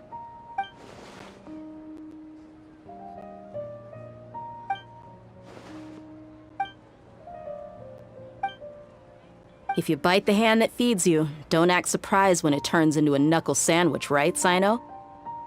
Perhaps I shouldn't say this, but their treatment of Lesser Lord Kusanali calls for a more severe punishment. You could simply tell Lesser Lord Kusanali that you wish to have Azar and his accomplices severely punished. I respect our deity's decision and won't interfere in any way. While we're on this topic, why didn't you accept the Academia's invitation to become the Grand Sage? Are you trying to say that I'm fit to be a sage? Not at all. But every person handling the selection process has said that you are the most suitable candidate to lead the Academia right now. Why? Because he dethroned Azar from power? Could you try to put it another way? This is a good thing, yet you're making it sound like I overthrew Azar for my own personal gain. But seriously though, I always wondered if you had some personal motives behind it.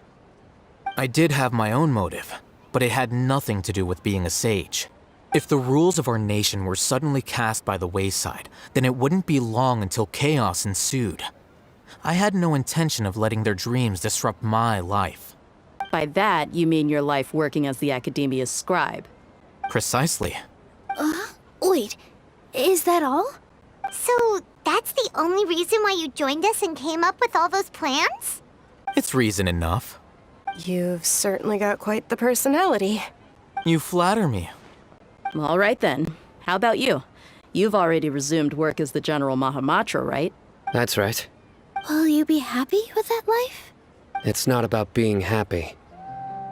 There are merely a lot of things that I must do. Even so, keep your spirits up and try to be happy, okay? And try to smile more every day, just like I'm doing now. Thank you. I'll keep that in mind. I seldom participate in such lively gatherings, but the atmosphere here is quite good. No, this gathering today has a unique meaning. The Grand Bazaar is lively because the people here feel happiness from the bottom of their hearts, unlike the farces at the Academia. That happiness is an emotion that'll be forever alien to those bookworms who have driven themselves insane by studying. I seem to have taken both keys when I left the house. Oh well. Ah, there you are, traveler. Well, how is it? Are you enjoying the feast today? If there's anything you're unhappy with, just let me know. That's good. It's the first time I've ever invited so many exceptional people to one place. I was a little nervous myself. You see, every guest here is quite extraordinary.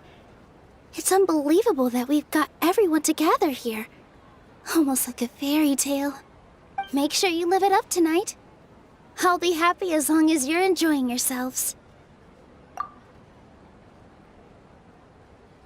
I'm honored to have her think of me this way. If I have a chance in the future, I would really like to invite her to one of my performances. I can't explain why, but I just feel elated right now. Thank you. My lady, the grilled meat over there is delicious. Have you tried it? Yes, I also tried some fruit just now. Oh, they're very sweet. What an amazing place to relax. No wonder everybody likes to rest at the Grand Bazaar. You said it. Oh, look who else is here. Hello! Oh, I'm so happy Nilou invited everybody. Oh, now I have the chance to meet all the heroes. Hey, less of that polite chit-chat and more eating and drinking. The feast is about having fun, not stuffy formalities. The atmosphere here is good, and everything is delicious. I don't often come to such places, but I have a lot to handle these days. Otherwise, I could show you around. There's always next time. We're friends after all. This feast is pretty good.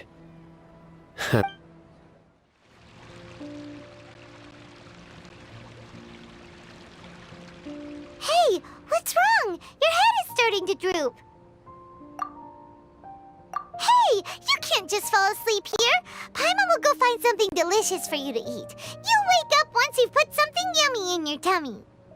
Of course, just wait here for Paimon.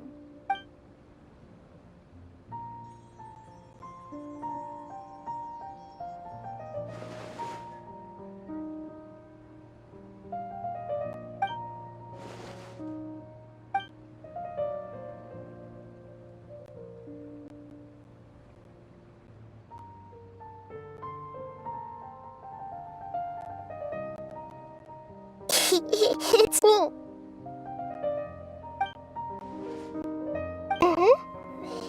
You may blame me for being a bit too self-indulgent. I was thinking about talking with you, and the next thing I knew, I had made a connection with you. The connection between us is amazing. It's like flora and the fence it grows upon. I heard there's an amazing celebration feast today at the Grand Bazaar. I wanted to have a look for myself, so I snuck in. Lately, I've been so busy dealing with all the fallout from recent events, so I really haven't had any free time. Although you've already helped me with a lot, there's still one more thing I hope you can help me with. Please say thank you to everyone for me. Oh, is it not convenient for you to do that for me? But if I just show up all of a sudden, people will become all quiet and stiff, won't they? What if I end up scaring them and ruining this wonderful feast? That'd be the last thing I want. Let me think about it. Okay. Yes, I have.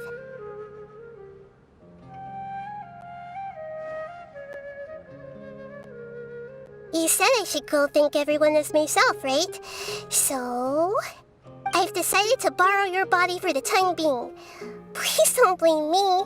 The flora also climbs up to the fence to get closer to the sky.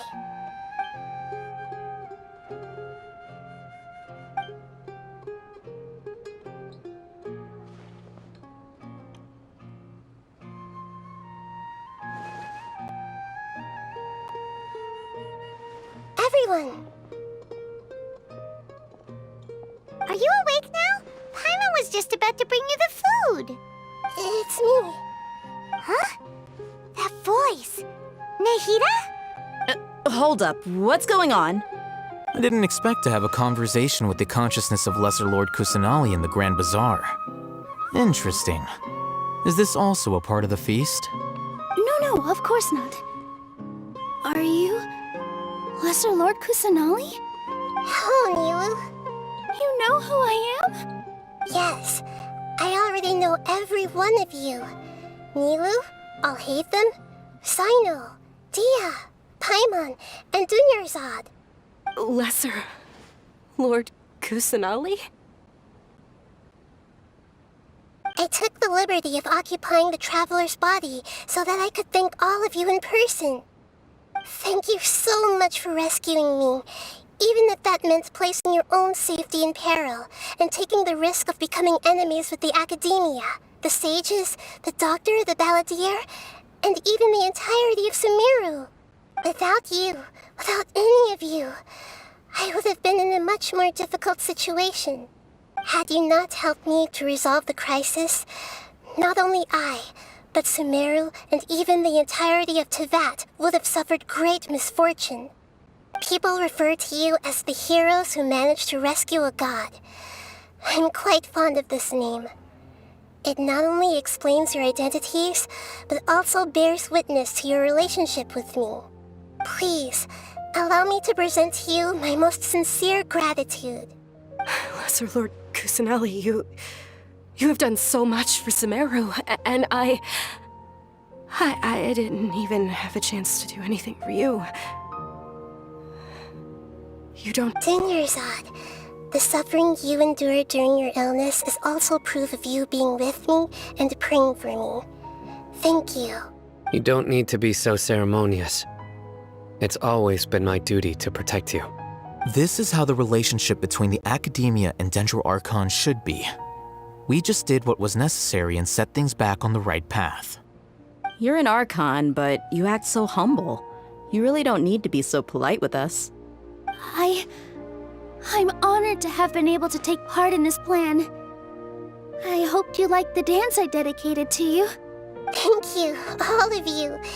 Thank you so much.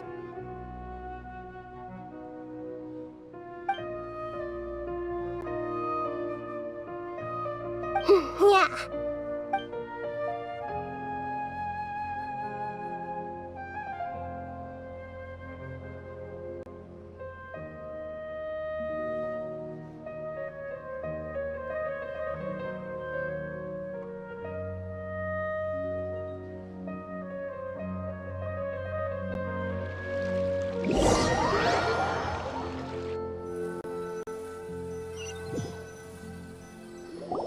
Are you awake? Did you rest well? After Nahida left, you ate a lot of food. You've become a glutton. That just means you still have a lot to learn from Master Paimon, the Sage of Gluttony. All right, since you're awake now, should we go and have a chat with Nahida? She should be in the Academia right about now. If you have any questions, now's your chance to ask. Nahida! Hello, Traveler and Paimon. What a fantastic night. I'm still immersed in all the happiness and joy, like a candle floating on water. So are we, and that's why we're here to talk with you. Is there anything you want to know? After recent events, the Akasha can no longer function as it used to.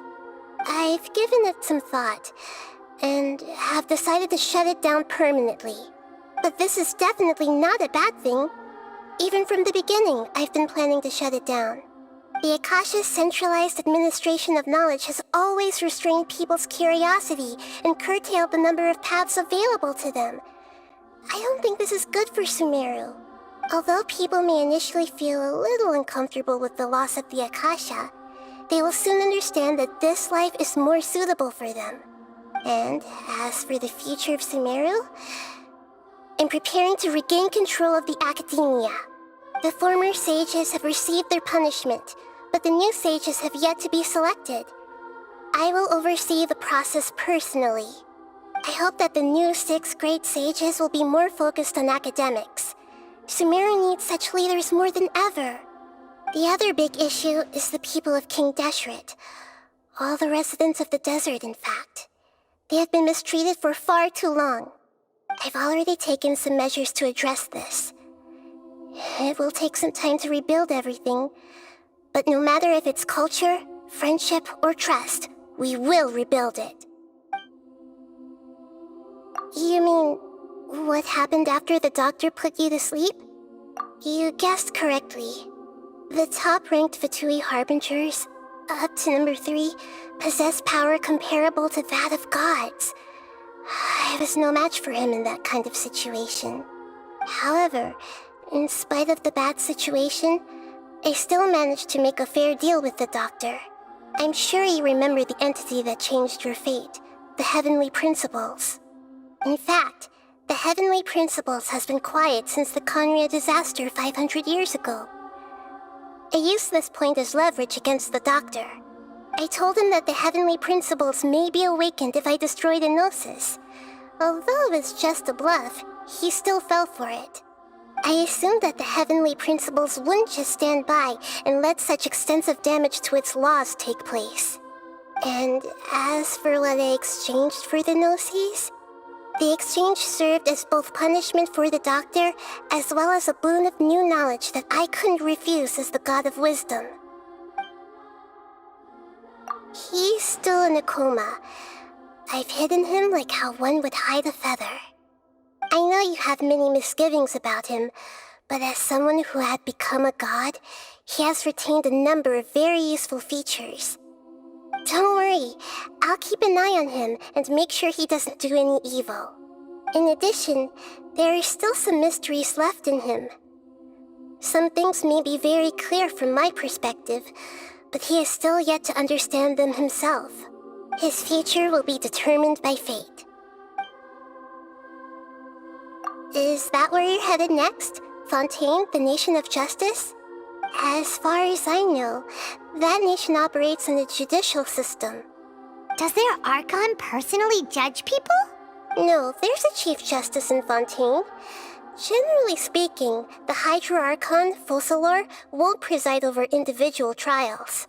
However, even then, Focalor will still make herself present at just about every trial. It seems that she just likes to immerse herself in that sort of atmosphere. As Archon, she still reserves the right to influence the final verdict. Anyway, let's just say she's got, a very unique personality. Are you sure? Isn't there something else you haven't asked about yet? Huh? You mean... About your brother. While you were resting at Gandharvaville, I took some time to perform an Irminsul search for information on your brother. Yeah! Isn't Irminsul a repository for all the information and memories of Teyvat? So there shouldn't be anything on her or her brother. This is true in your case. Irminsul indeed does not have any information on you. However, there must be something different about your brother. Because, as it turns out, the world has recorded information on him after all. What? There's only one possible explanation. He belongs to this world. But nothing about this makes any sense! Wasn't this your first trip to Teyvat? According to the records I was able to access, your sibling suddenly appeared in Conria. After the Conria disaster, he began his journey through the 7 nations of Teyvat. But just as his journey was about to reach its conclusion, the Irminsul records on him suddenly become fuzzy. What do you mean, fuzzy? Did something happen to him?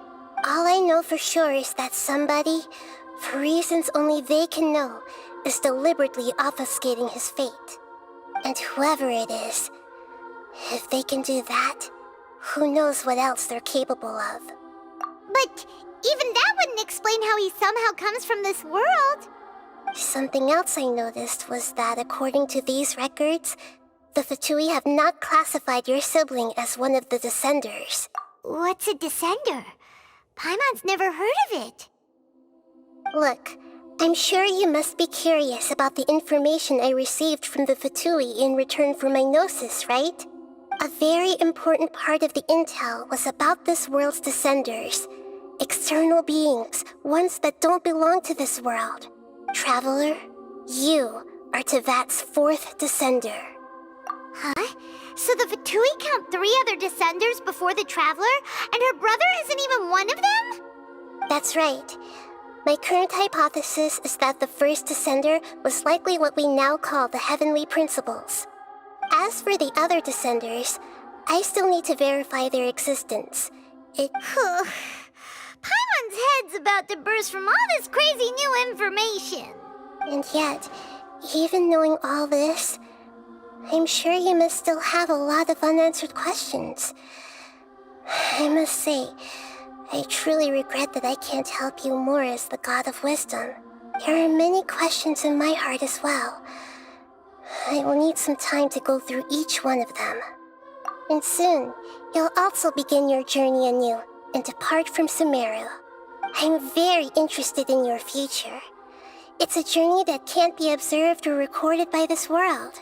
If fate is the ultimate knowledge, then your future will be the ultimate fate. Paimon's sure glad we got to meet you, Nahida. The pleasure is all mine. I can't thank you enough. Alright, that's enough talk for today. If you ever miss me, just close your eyes, and maybe I'll appear in your dreams.